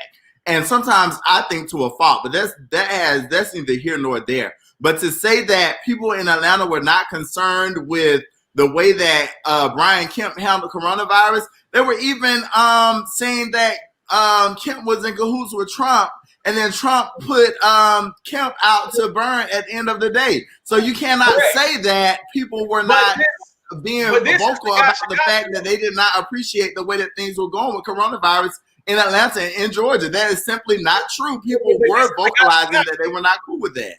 But this the gotcha. I never brought Keisha's name into this conversation. I never said that Atlanta didn't have her back. I never said any of that. You brought her back into this conversation. So I understand you are defending the point that you've been trying to make. My point is the result of this article that was submitted and the lackluster attempt that John Kemp, Brian Kemp, and our lackluster senators have done thus far. You said that no one was fighting against. You said that no one was fighting against Brian Kemp and his decisions about COVID, and that is absolutely untrue. Y'all was not. That's absolutely untrue, and I just gave you the reasons why. I get lit on here. Okay. That was you. It's asinine. It's asinine. It doesn't matter. It doesn't matter who. I stand with Keisha on everything. It doesn't matter who. Stands with Keisha Lance Bottoms. The best in America, America's mayor. You know what? Wait. Let me say this because y'all not gonna be reading my brother's comments. You are and I hope you leave. You either stay in Atlanta. Let's go there. And loved by Joe Biden. Because Atlanta, they don't love you like they should. I feel like they should. And Darius, I'm gonna say this. I stand with you, Mayor Bottoms. I love you dearly. What you say about me, Zach? That you do not love Keisha the way you should. I do. No. I do love Keisha, I stood by Keisha. I stood by Keisha also when Kemp was trying to silence this black woman. Our ass is still out in these streets, though. Where you at, Vince? Because I find it really funny. How a lot of people have so much to say who don't even live in Atlanta. What is your mayor doing? You talking to your brother? You talking to your brother? Rodney, you talking to your brother? No, I'm just talking people who's off top. Where does Dante live? I almost think you live in Atlanta. Let's just call it a spade. But going back to before we move forward, I do want to go back to what Dante was saying. Even though I disagree with my brother a lot. Vince is at home. He been at home quarantining his ass off. That's what Vince is. And you still doing what you're doing, Vince. Okay, cool. Correct. What you doing? The same damn thing as well. Ain't what? Yes. And I'm not demonizing anybody for doing what they're doing. Okay, great. Okay. We got Brandy and Monica. No, we got Jeezy and Gucci. Tell us about this new versus because we're having our own versus battle right here. Okay, thank you, but I am going to speak on what Dante said because, like I said, I don't agree with Dante all the time, but Dante is making sense. When you divide $600 a week up, that's $2,400 a month. You are making $15 an hour. That's the truth. However, now they would not get paid $800. Did you say Dante was making sense? Yeah, to this point, yeah. I'm going to break it down. Let me finish. So $2,400 divided by 160 is $15 an hour, period. But they were not getting paid $800, so I'm not going to speak on that. But we were getting paid $600, okay? So for people who is working at McDonald's or these other places, even sometimes at Walmart making $10 an hour, you got to think about the fact that these people getting paid way more money at home than to go back to work. I mean, we just got to keep it real. Let's just keep it real. So I'm just gonna speak for me. If I was making $10 an hour, busting my ass, working for these goddamn people, they cussing me out, treat me any kind of way, dealing with customer service, which is a horrible industry to be in, but it takes a strong people to do it. And you telling me I can sit at home, get paid $365, whatever that is, and plus $900. I am gonna sit at home. I'm going to take a long time to work. So even if you say wrong things sometimes, I do see what he said. You're not gonna say we don't know people who's doing that. We're not gonna say that. We're not gonna. But Rodney, what like, even though we like to think everybody has the money that we have, but a lot of people don't. So we gotta keep it real. Like a lot of people. Rodney, what that ignores is the fact that minimum wage has been the same for how many years, and the minimum wage needs to be increased. That's not indicative of people being lazy, but that is indicative of people being able to make a living wage. They're being able to make a living wage from home more so than they are from being able to make a living wage at work. That is what that's indicative of. That speaks to the bigger issue. So I mean, that's the case. I can see where Dante was coming from. I can see where he was coming from. He makes so I understood his point. It's not valid in my eyes. Let me tell you why. Again, I am always shocked at how people who either benefit from the economic stimulus want to find ways to tear it down, or you have family members that benefit from the stimulus, you want to find ways to tear it down. Zachary Kirk got 0 stimulus dollars. I will not get any stimulus. There is no plan that will not for you, Zach. Everybody Come on, 6 figures. You better be 6 figures or more, 150 or more. How much they paying you, Rodney? Let me finish. I let you make this whole defense of your brother and what he had to say. I need you to let me make my interrupted. I did get interrupted though. So when you mute, I'll resume. But it was me. I did it. I interrupted you, Rodney, and I interrupted you, Zach. And so I'm gonna mute, and I want Rodney to mute also so that Zach can finish. And it's sad that I, who am getting $0, am sitting here concerned about my fellow man because I'm a Christian. And that's what not sad. I'm going to do. I grew up on a dirt road in a trailer, so I know what it's like not to have at Christmas time.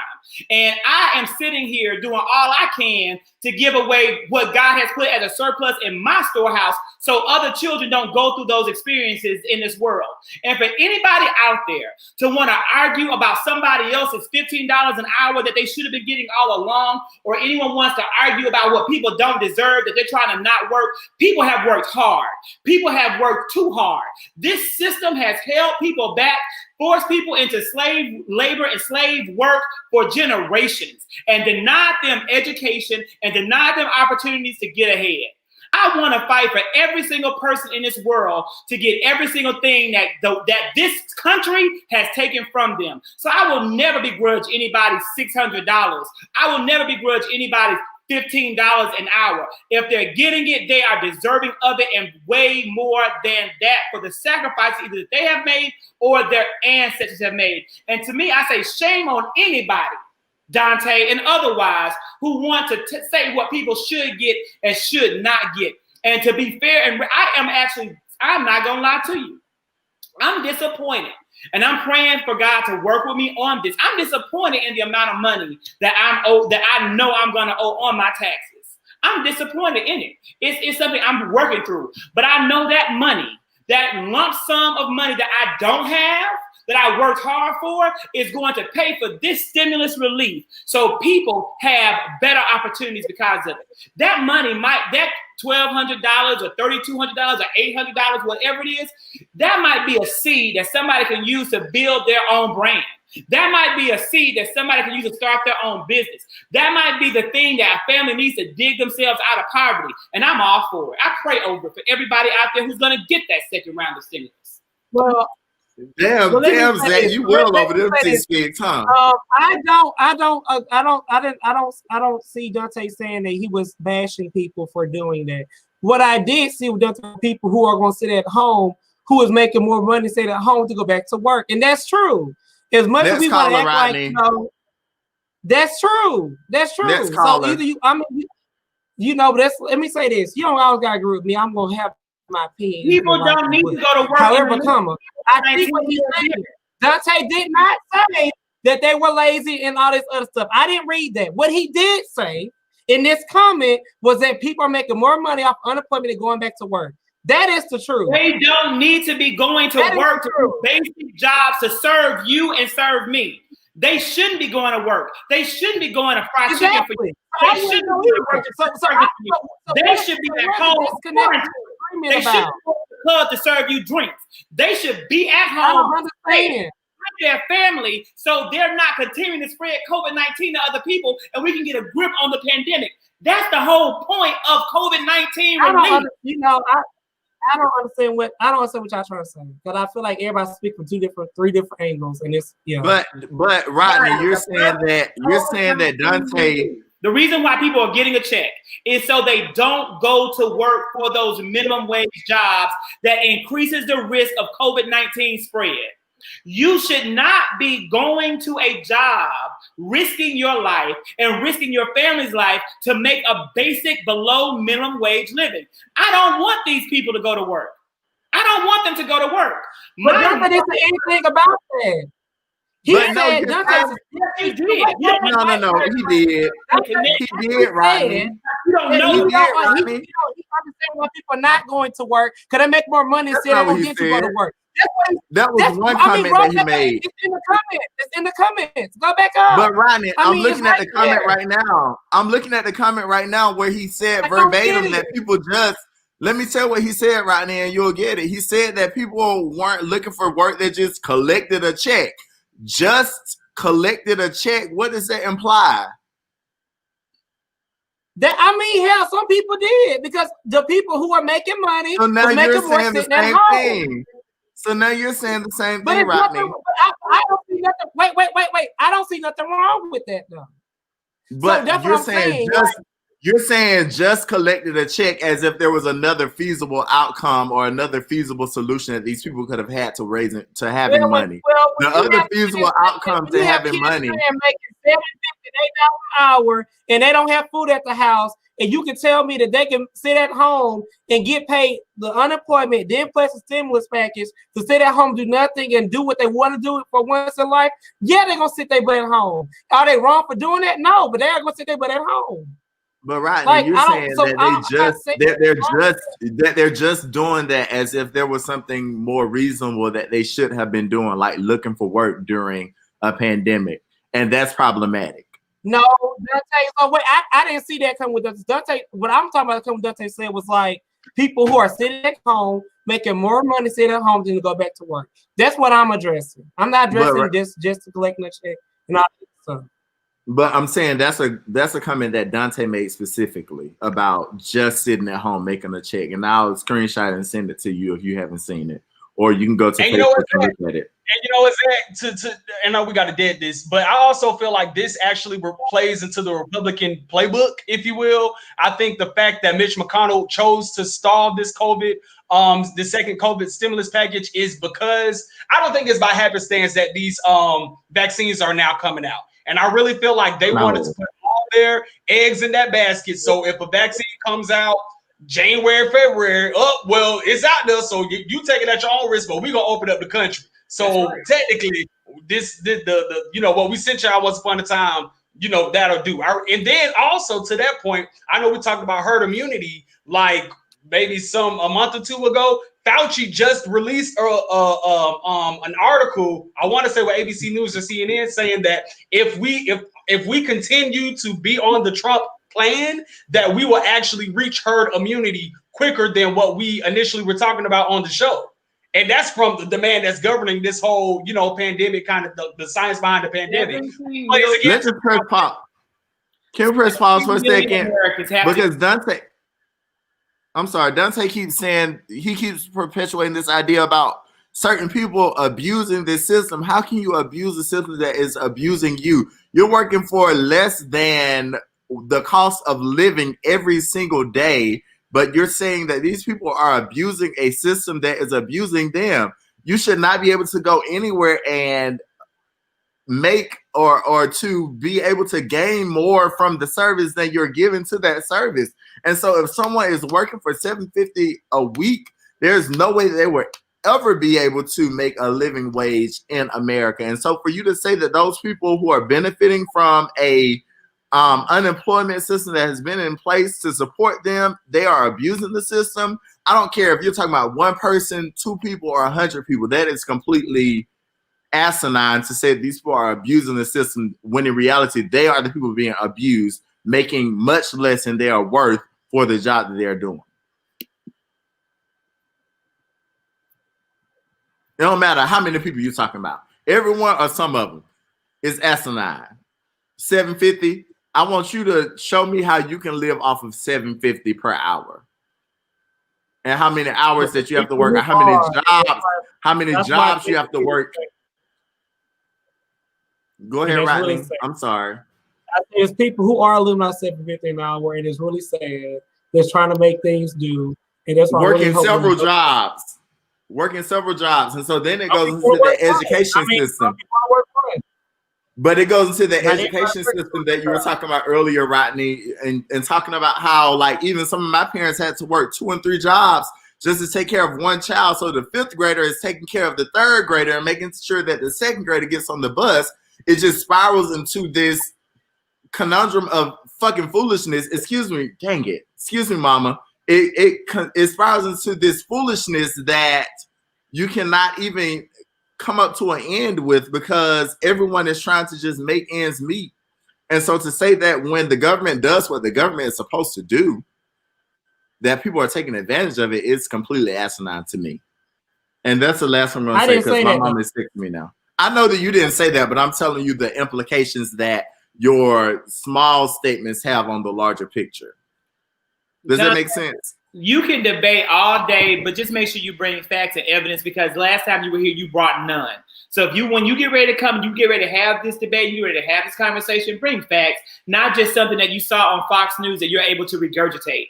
The bottom line is this: people want to sit up here and they want to praise Donald Trump and they want to praise all of this, and we're building up, leading to, like, people living off the system.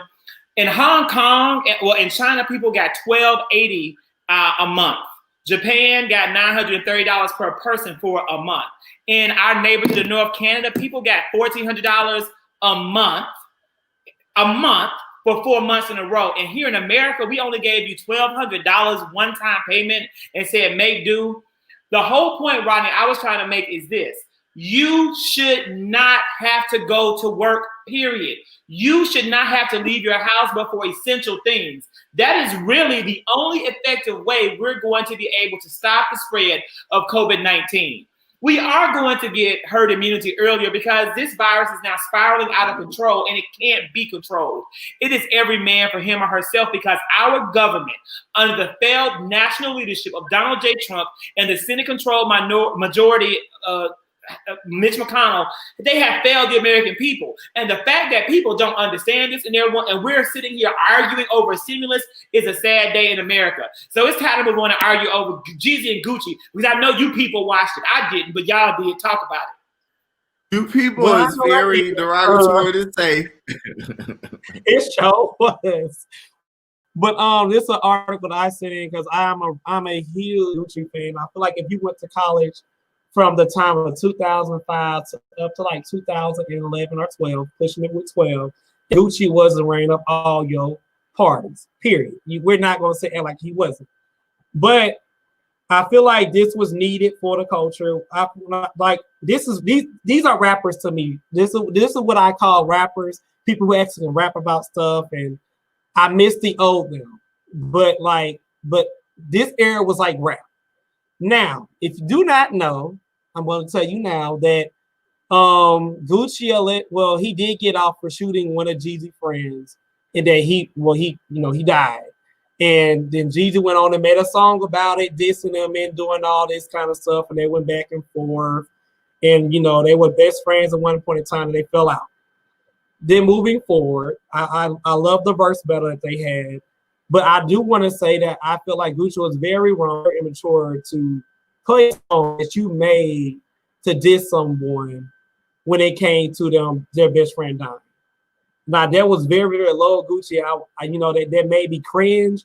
Because in day, like Jesus said, like that's old. It's 20 years old. Why are we reliving the past and bringing up old stuff? Like, let's move forward.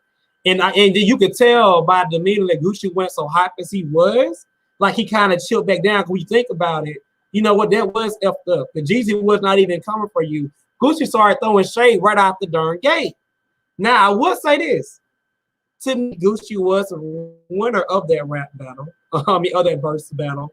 I don't think Jeezy has enough hits to me to compare to Gucci, but it was cute. I mean, this is how I feel. This is my opinion. I'm standing by it, and that's okay. But Gucci was wrong for it. But I honestly had like during college, if you went or even high school, just living your adult life, that when you went to the club, they was not bumping Gucci. We're not gonna do that. Not gonna sit here and lie.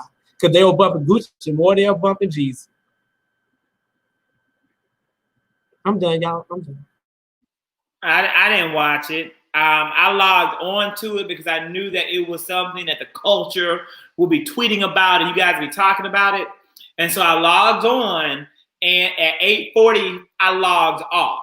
I have gone to Gucci concerts in the past, and he always starts late. He is exceptionally unprofessional and disrespectful to the time that his fans put in and the money we pay. Because when I go to a concert and you're late, you get one chance. You don't get no more because my money means something to me. And so when I saw that he was playing those games and they started, it was 8:40 and they hadn't started, it was over. I wasn't going to watch that. I heard it was good. I saw some of the tweets and people were like fired up. So I'm certain that it was something that was probably really good, but I was unable to watch it. And I don't feel as though my life was diminished because of it.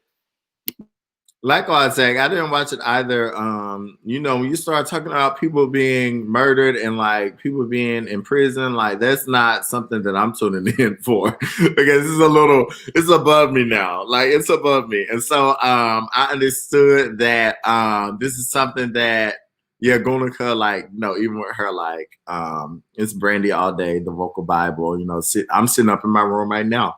But anyway, I just reading about it's too much. Like my mom had a very strong grip on us growing up. And we listened to Luther Barnes and Lee Williams, and we listened to the Pace Sisters, and we listened to, the Clark Sisters. Like we're saved, So once my brother started driving, we did get to hear a little Wheezy F, baby, please say the F, because the F stands for a freaking Trump supporter. But we also heard like some of the other artists, but in terms of 2020, I wasn't interested in Jeezy or Gucci, but I was interested in seeing how Jeannie Mai would react to the whole thing. So if anyone has any insight on how my girl was reacting to the entire thing, please let me know because I didn't have a chance to see it. Who even is that? Who is Jeannie Mai? Who is that? Don't start that. Don't start that. She is on The Real. Oh, I don't watch that either. Yeah. Oh, recovering. What do you mean? Recovering still from that? She had a she did say that she had something going on, but I wasn't watching as intently. Yeah, she's still recovering. So she wasn't involved at all. I think she's still recovering. Did she date them? No, she wasn't. Did she date them? I don't even. She's Jeezy's girlfriend. She's dating Jeezy. They're engaged. And she also went on. She also went on The Real. She's not filming The Real right now. I know initially she was filming Dancing with the Stars, but she's not filming The Real right now because of whatever the. I've seen her. I know you're talking about. Whatever the health situation is that she's going through. But she did pop up on The Girls to talk about the versus battle. So I wasn't sure how she would be involved in the entire situation. So that's what I was asking about. I just go ahead, Michael. Y'all is lit on here that I need to go get me some crown because I didn't ran out of my crown. I was in attendance. I was in attendance for the verses. I feel like Jeezy the Snowman won. Here's my take on verses, right? I feel like verses is nostalgia, and I love nostalgia. So it does take me back to the time of being in the strip club, like getting the chicken wings, throwing a couple dollars, letting it out, or being in the club, last call for alcohol, in college and beyond, my 20s, of just being able to like get lit, party, just have a good time. And sadly enough for me, I don't listen to a lot of the music. I am with just the beat when it comes to Gucci and Jeezy. However, I will say that Gucci is fine. Did appreciate the fashion. He played Lemonade. I was a little bit upset I didn't get Freaky Girl, Nasty Girl. I think Jeezy was trying to play the I'm on my grown man thing right now. Let's talk about the culture. Let's change the perception of how people view rappers, how people view Atlanta. And I think he did come with good intentions to have a point. However, Gucci also came with his own agenda that was like, this is the beef that we have. And at the end, we're going to do Icy and that's all cool. But in order for me to do this, let me just really get out my diss tracks of how I felt, which to me went against what Versus is all about. It is about playing your hits or the songs that we at least at home, majority of us may know. But even like I say, being a transplant to Atlanta, it made me think about Magic City, Blue Flame, going to Waffle House, the parking lot pimping, and the let out. It just was a culture. And the entire time me and my girl was sitting on text message, like going at it, like wilding out. So I think being stuck in the house, most of us like to have a moment of nostalgia and of culture, of remembering what it was like. Like I was lit the entire time. I'm used to people being late. I still like Lauryn Hill, and she ain't never been on time. So I feel like I already expected that it was going to stay. They were going to start late, like a rap concert would. So I just continued to get lit, had my lemon pepper, and I was good with it. So it was for the culture. Right. It wasn't not one lemon pepper wing left in Atlanta the night of the versus battle. They were sold out everywhere. But what I didn't like though, before I'm sorry, Vince, I don't want to cut you off. What I didn't like though is how at the end they was like, let's go to Compound or something like that. I was like, come on now, y'all. Come on. Don't tell the people to come out to Compound in the middle of the pandemic. Don't do that.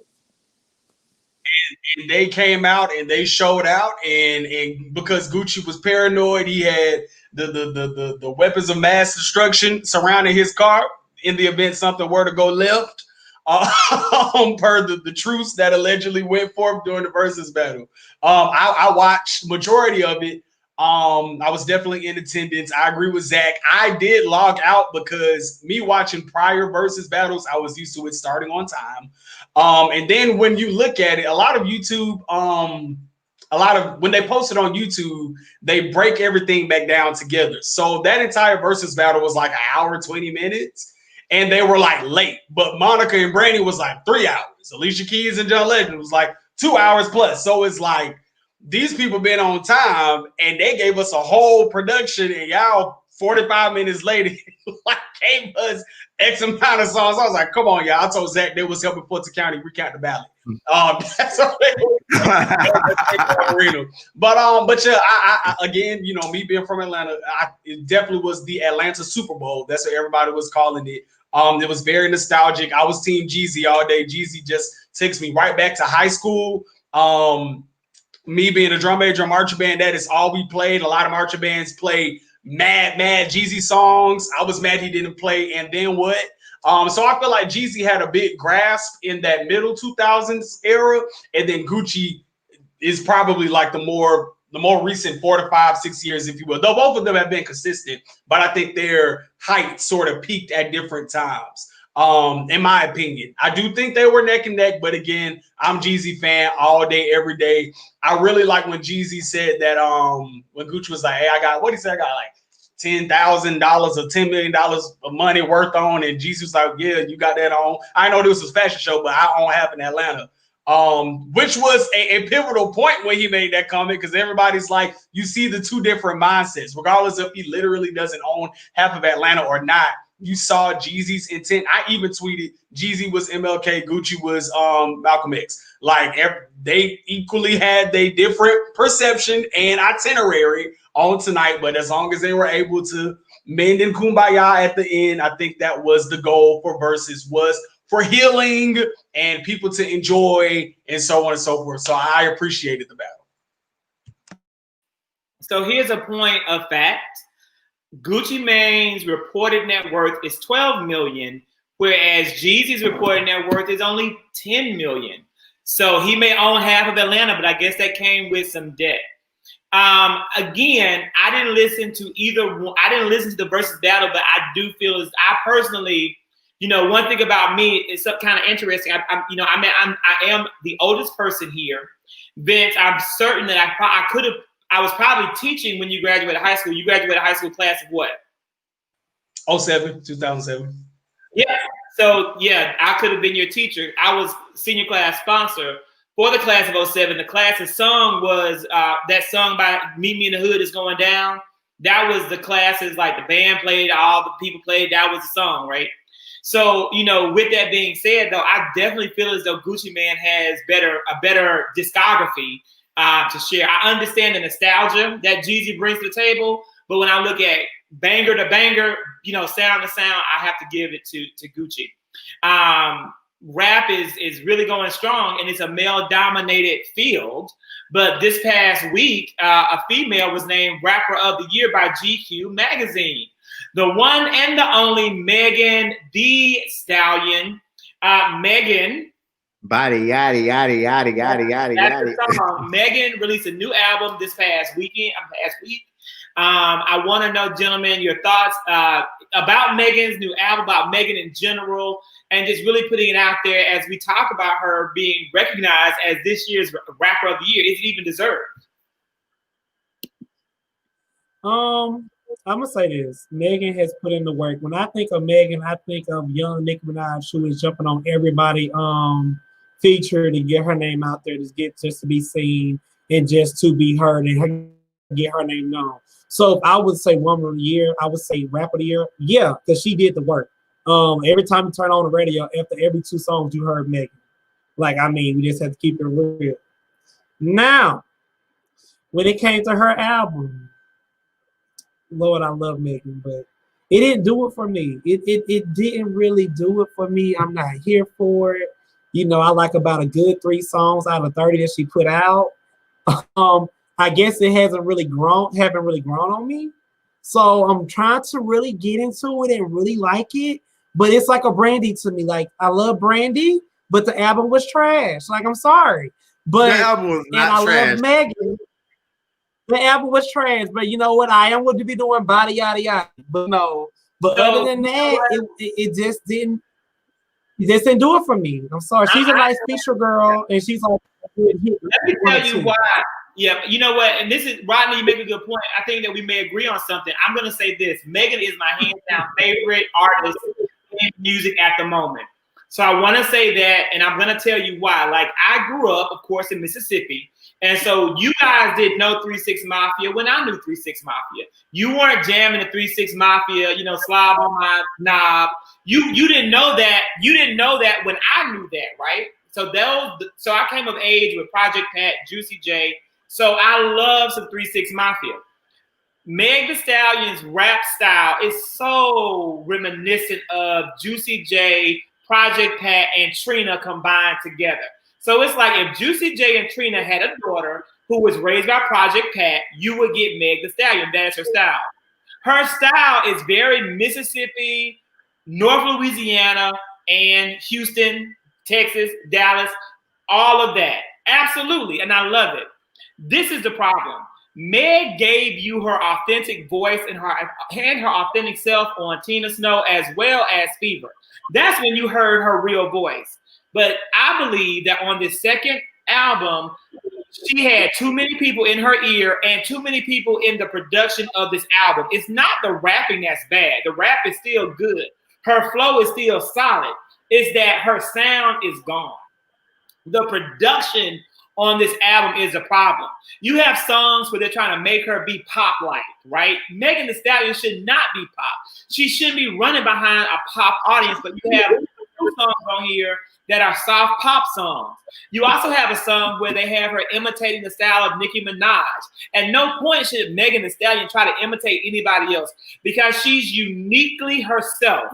And that makes me very angry. Even on Body Yaddy, right? The whole concept of Body Yaddy is an old like house term and walking, I forget the category where they gave you the Body Yaddy. But even that to me isn't really Megan Thee Stallion. When you even see the video, that looks like Sierra choreography. They took from too many popular influencers to try to put that on Megan. And many times in the industry, you can't do anything about that as an artist. You have to allow these people that pay you to do this to you, and the fans have to respect it or not. It is unfortunate. I hope in my heart that this album will grow on me like the Rihanna album. What was the Rihanna album that was pink? That it was like a pink background. Loud. I didn't originally. I didn't originally like Rihanna's Loud album because it was too pop-ish, not enough R&B-ish for me. But I grew to like the album, so I hope that I grow to like this album. But something in my heart, Rodney, tells me I may not. And this is what I'll say to that, Zach. I feel like a lot of times we as consumers pigeonhole artists into a specific type of art that we want to hear from them. And many times it's the artists who say, like, don't put me in a box. Don't tell me that I can only do this one type of thing. I should be able to do whatever it is that I want to do. And so I wonder how much of that is really people telling Meg, this is what sells, this is what works, this is what you need to do. And how much of it is Meg really trying to grow the art that she presents to people. And so sometimes we do artists a disservice when we only allow them to give us one type of art that we receive from them. Does that make sense? Like sometimes artists want to be known for more than just whatever it is that people are giving them. And so I enjoyed the album. I've heard about half of it, I'll be honest. I still need to give the other half a listen, but I haven't had a chance to just listen to it straight through. But I'm also a big proponent for artists truly giving what it is that they want to give as an artist. I am a big proponent for all artists, no matter who it is or what the art form is that they're giving. I just really enjoy the diversity in art. And so I don't think that Meg is the type of artist who would allow people to sway her one way or another. She seems very confident who she is. If for nothing else, this whole thing about Tory Lanez has showed us that she's very adamant about what it is that she believes in or what it is that actually is happening. And I really can appreciate an artist diversifying their portfolio. That's good. I agree with you, Darius. I also think to go a little deeper is twofold. I do respect my artists being able to expand and touch on different genres and different, just styles of art 1000%. But I also do think that the label and the industry plays a big part as to when they should do it on their terms. I guess when I say that, I think of Nicki Minaj because we know Nicki when she first came out under Wheezy, it was, mixtape, hardcore Nicki. And then when Super Bass came out and she catered to our white brothers and sisters, she had a whole pop era. So then when she tried to dial back into hip hop, i.e. B's on the trap era, the credibility of her as a hip hop artist, she had to work to regain that. And she even admitted that herself. So I hope that Megan sort of foresees that, so that won't play into her deck in the event that she tries or the label wants to push her in that pop rap category, where then, to Zach's point, everybody is wanting and reminiscing on the Texas flow and that Megan style that we love, but because the money is, you getting extra zeros on the pop checks versus the rap checks, then you grow comfortable in that area. And then you may have to dial back and work harder at a later moment when you want to start coming back to the BET circuit, if you will. As for me, I haven't listened to the album yet. I do plan to do so. But going back to her winning Woman of the Year or getting recognized rather as Woman of the Year by GQ, I completely think that's a great idea. She deserves it. In terms of just an artist, but female rapper. As an artist, you got to think. Megan, as still, in my eyes, a quote-unquote new artist, she has scored a single with Nicki, Beyonce, and Cardi. WAP is the biggest song this year. LA Times also said that the album she just released is the best debut of any artist of this year. That's going against Ariana. That's going against Lady Gaga. That's going against The Weeknd. So I feel like Megan has definitely dug a big place in the ground in terms of just mainstream success. leaving a great imprint, breaking down more doors for more female rappers. Shout out to City Girls and all these other great female rappers that are, holding, coming right behind her and knocking down those barriers, so on and so forth. So, and also, this is me about Megan. Megan is an entertainer. She puts on a show. She gives you choreography. She gives you production. She gives you costumes. She gives you her natural self. Like, she knows how to put on a show. I would actually pay to go see Megan the Stallion on tour if she did State Farm Arena, because she gives a production. She gives a show. A lot of these rappers, you see what we saw what Gucci and Jeezy do. We're going to waltz back and forth. We're going to cuss. We're going to take off my shirt. We're going to throw water. We're going to take a shot. The whole stage is going to smell like weed, and that's going to be the 3-hour concert. But Megan is going to give you, from A to Z, a full-out production, and I applaud her for doing that. Vince, we have one more show before the traditional hiatus comes, and so I want you to listen to the album and give us the review.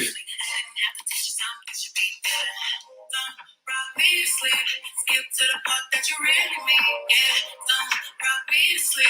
Baby, just say what you really mean. Blah, blah, blah, blah, blah, blah. If you want to leave there, blah, blah, blah. I'm a big girl. So you tell me, I dare anybody on here to tell me that sounded like Megan the Stallion. That is what happened. That's okay, Zach. That's okay. That's not what you know of her. I heard what you said about a box, but an artist is still an artist, and they have a fan base they have to carefully cultivate. Really, just like each one of us, right? On this opportunity, we're each carving out a niche, and we are each providing our area of expertise. We know that Megan's area of expertise is her flow. That did not sound like Megan. That sounded like Doja Cat, and she got canceled for showing her cat to white supremacists online. I don't want to cancel Megan. But Zach, do we carve out a niche because that's what we want to do, or do we do that because that's what people expect of us? We do it because it's our talent and it's our skill. And do you believe in being multi-talented? Are you only talented? It sounded good to me. No, it sounds good to me. From what I can hear, I'll listen to it again when we get off the phone. You tell me what the name of it is. Tell me what the name of the track is. Blah, blah, blah. But Zach, You sound like Meg the Stallion. But Zach, you be like, who the hell is this? are you only talented in one way? Are y'all only talented in one way? Because I'm talented in many ways. Not me. Okay, so I will interject. I don't cook, I don't clean. Up. I do cook. I cook and I clean. Where the ring at though? And ain't got one of them yet. I cook and I clean. I do a lot of other things as well. What? Well, here's the thing that I would say when it comes to Megan. I didn't care for the debut. I feel like maybe I'm gonna give it another try. I think I did enjoy the nostalgia of the samples because, like I said, I'm big on nostalgia. So I did like Freaky Girl, SZA, Adina Howard. You know, sample Weeby, however you say it. We got Webby and Boosie. What are we talking about? No, we ain't gonna do Webby and Boosie as well. like She that. sampled Juvenile. I don't know them like that. I know Boosie is a homophobic monster. I don't know Webby. Let the man talk. Yeah, Boosie is a whole nother subject. Y'all need to do a show on that. We did. So I think when it comes to Megan, I think that she represents right now fun. I think that she is of the culture. She is of the moment. And she is allowed as an artist to experiment. She's allowed to do a blah, blah, blah, whatever song that is, it's going to be playing at the H&M and the Macy's. And she can also come back and she can give you Tina Snow and she can give you Fever and all of those things. When it comes to her being Entertainer of the Year, I definitely think as far as emerging artists, Megan is definitely like leaving her mark. Even taking what happened with Tory Lanez, writing an editorial for, I believe, the New York Times, talking about her experience about protecting Black women, using her platform when it came to Saturday Night Live to use the quote. I feel like she as well is a conscious artist that's weaving that into her art, but she still wants to have fun. I think so many times we have these conversations about pop music. Pop music is popular music. So we can also talk about the changing demographic of who's consuming hip hop. a lot of more white people are consuming hip hop. A lot more younger people are consuming hip hop. So if she as well wants to make music for TikTok, which I feel like body yada yada yada is, there are people that are going to be TikToking to the blah blah blah. And when it comes to her talking about her vagina, I feel like she as well is having agency and talking about, you know, a woman's right to choose, which we can tie into other reproductive rights and social justice and patriarchy and all of these other things that we just talk about Gucci and Jeezy to talk about they dicks all the time. I feel like she does have a certain agency to say that if a nigga dick is small, I don't want it. If I love my body, I'm gonna take my clothes off and show it off because guess what? I can, and I love my body, and this is beautiful, and that's the self-expression of myself. So I hear the commentary that she talks about, you know, her WAP too much, but I feel like men do it all the time. Women also should have control of their bodies. When it comes to her music, I feel like it's fun. I like her performances. It was a little reminiscent of Sierra to me at the AMAs. But hey, everybody to me takes from somebody. There's nothing new under the sun.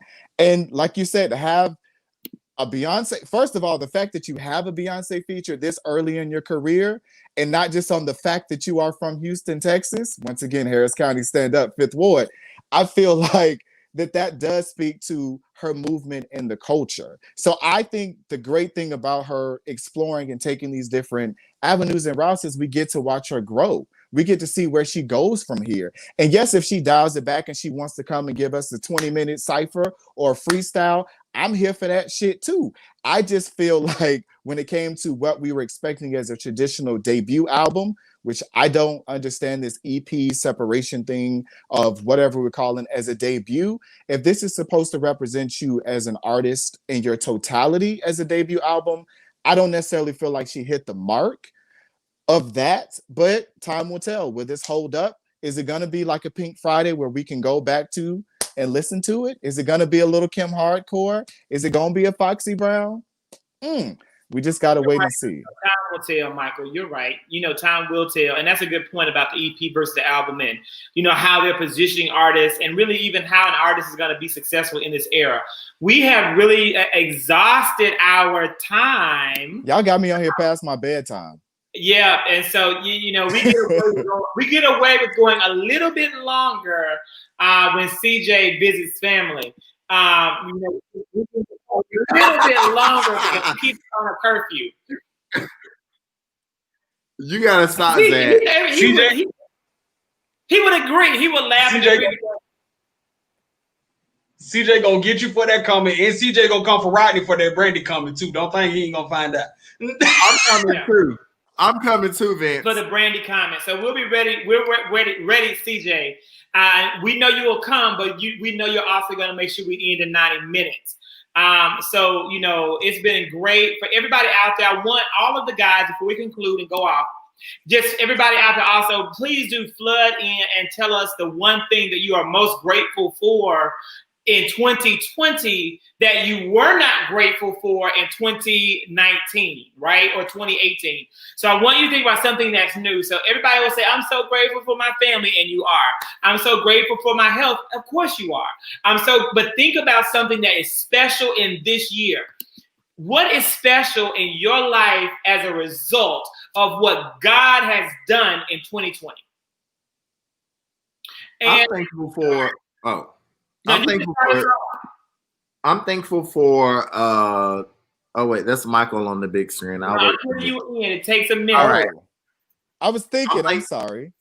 Yeah, you think for a second, Michael. I'm thankful for clearer vision and a spirit of proactiveness. Because I will never give any credit to the pandemic for anything, but the actual quarantine, the act of having to isolate yourself from other people, it really allowed me to key into some of the things that prevented me from being as effective or as, I guess, audacious about accomplishing my goals. But more so than anything, I'm thankful for my nephew, whom I've only met once throughout this he was born in January of 2020, and I've only met him once this year.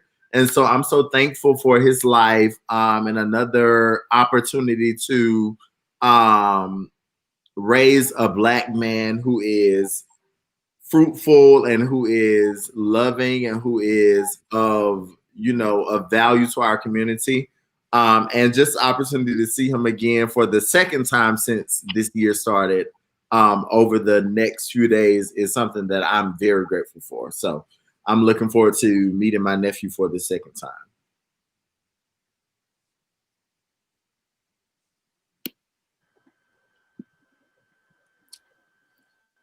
I just have a follow-up question. I'm sorry, real quick. Is this your first nephew? Oh, that's a trick question. I hope that my oldest brother's wife is not watching, but yes, this is my first nephew from. So I was raised with two brothers. My younger brother had a daughter 2.5 years ago, and my oldest brother, who I was raised with, had a son this year. And so it is different. No matter how you want to put it, it is different when a sibling that you were born and raised with has a child. It is different. So I will say that this is the first nephew that I will have unlimited access to was born this year. Yes. Congrats. Thank you so much, Michael. Are you going to tell us what you're thankful for now? Oh, I thought I interrupted somebody. No, you're on the big screen now. Oh yeah. So no, I just want to say congrats for that, because my nephew is my world. I only have one nephew and he's 13, and trust me, it gets fun as they get older and they ask you questions. So raising a Black man is awesome. This year I'm thankful for a lot of stuff. I am thankful for my therapist. I call myself privileged to be able to access mental therapy and to still have health care.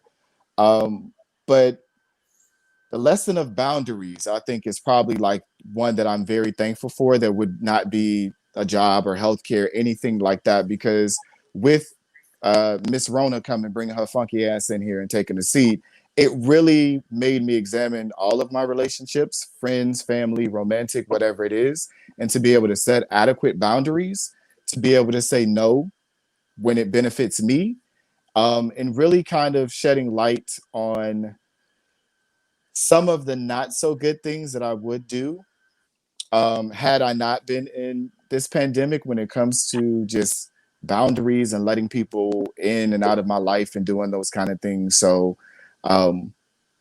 yeah, that would probably be what I'm most grateful for and thankful for.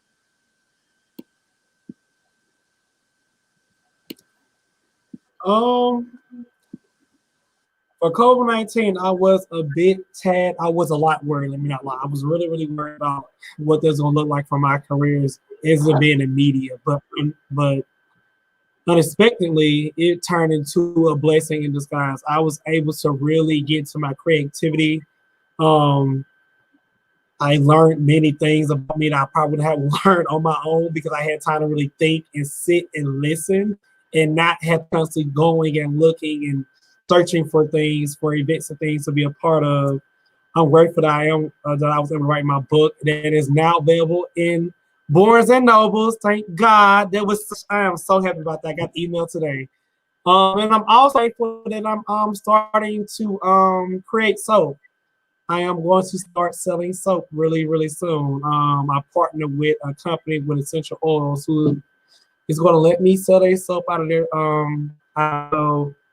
If I was to sum COVID-18, it will be the year of creativity for Rodney. I really dug into my creative juices and really did things I probably not have done because I didn't have the time to really think and foster on it and turn into a dream, turn it around into a dream.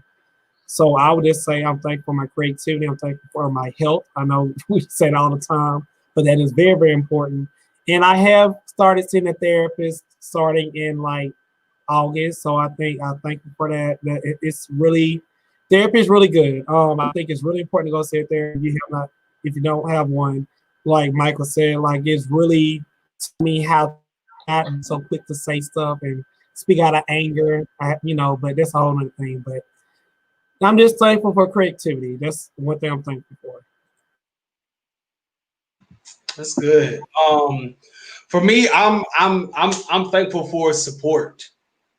I'm thankful for support. I initially was going to say creativity as well, but to piggyback off of what Rodney said, in the midst of us as artists and us having different brands and different streams of income and stuff, we need a support system in order to make those things thrive, in order for us to sell product, in order for us to buy books and buy cheesecakes and book us for events and so on and so forth. And the fact that in the midst of a pandemic, the support, I've never felt so much support and love and motivation from others this year beyond any year in the past. So I'm thankful. When I can honestly say that I'm thankful for family. I'm thankful for friends. I'm thankful for the energy that they give. I'm thankful for the advice. I'm thankful for the creativity and the ideas that they give me. Because at the top of the year, I was on tour.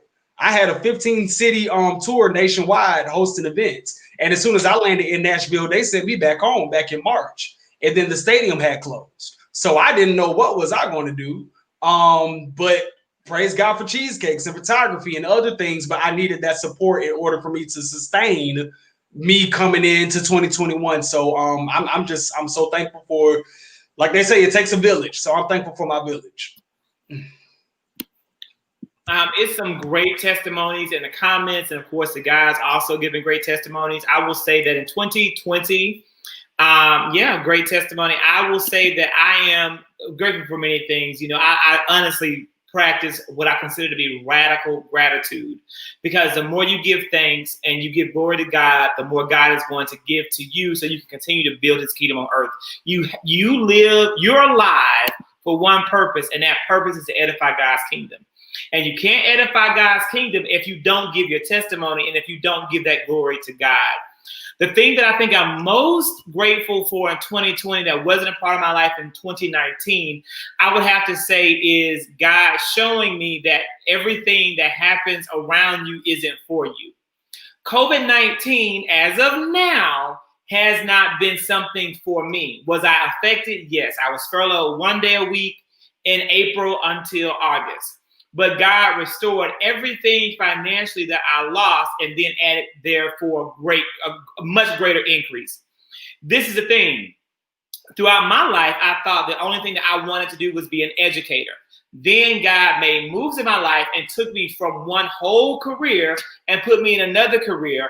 Then God put me in another career and then sent a pandemic that upended that career. My company reduced its workforce by 30%. 525 people lost their job in October. I not only kept my job, but in my product line, I emerged as the #1 salesperson in my company. #1. I've been there for 1 year. In a pandemic, I wasn't able to go and see any clients. I wasn't able to do any of the things that we're taught to do. Not only was I #1 in my product line, I exceeded my quota from not only making 100%, but I'm at 153%. And I'm the only person of color on the team. All of that to say, COVID-19 didn't work against me. It actually worked for me. And I believe that when you're constantly doing what is right by the Lord and what he intends for you to do, you're always going to come out on top. And that's what they mean when they say put God first. And what's crazy is through the whole process, I had fear, but I never had doubt. And I think that is the key. With that being said, thank you to everybody out there. It has been an amazing time. We only have one more show in 2020 that we're going to do. One show only. Next Monday is our final show of 2020. And hopefully we can have everybody on. I think, gentlemen, we should try our best to have everybody on, make it a really special show. We can talk briefly about that afterwards. And we are going to come back in January with something bigger and better. Still 5 guys. We're not changing the name, but we are going to do a few things with the format that we hope will keep you even more engaged. Thank you so much, and keep it moving. So we want you to see us next Monday, and then see us again when we come back in January to see the brand new that we bring. Thank you guys so much for joining, and we will see you next week for the season finale on a Monday.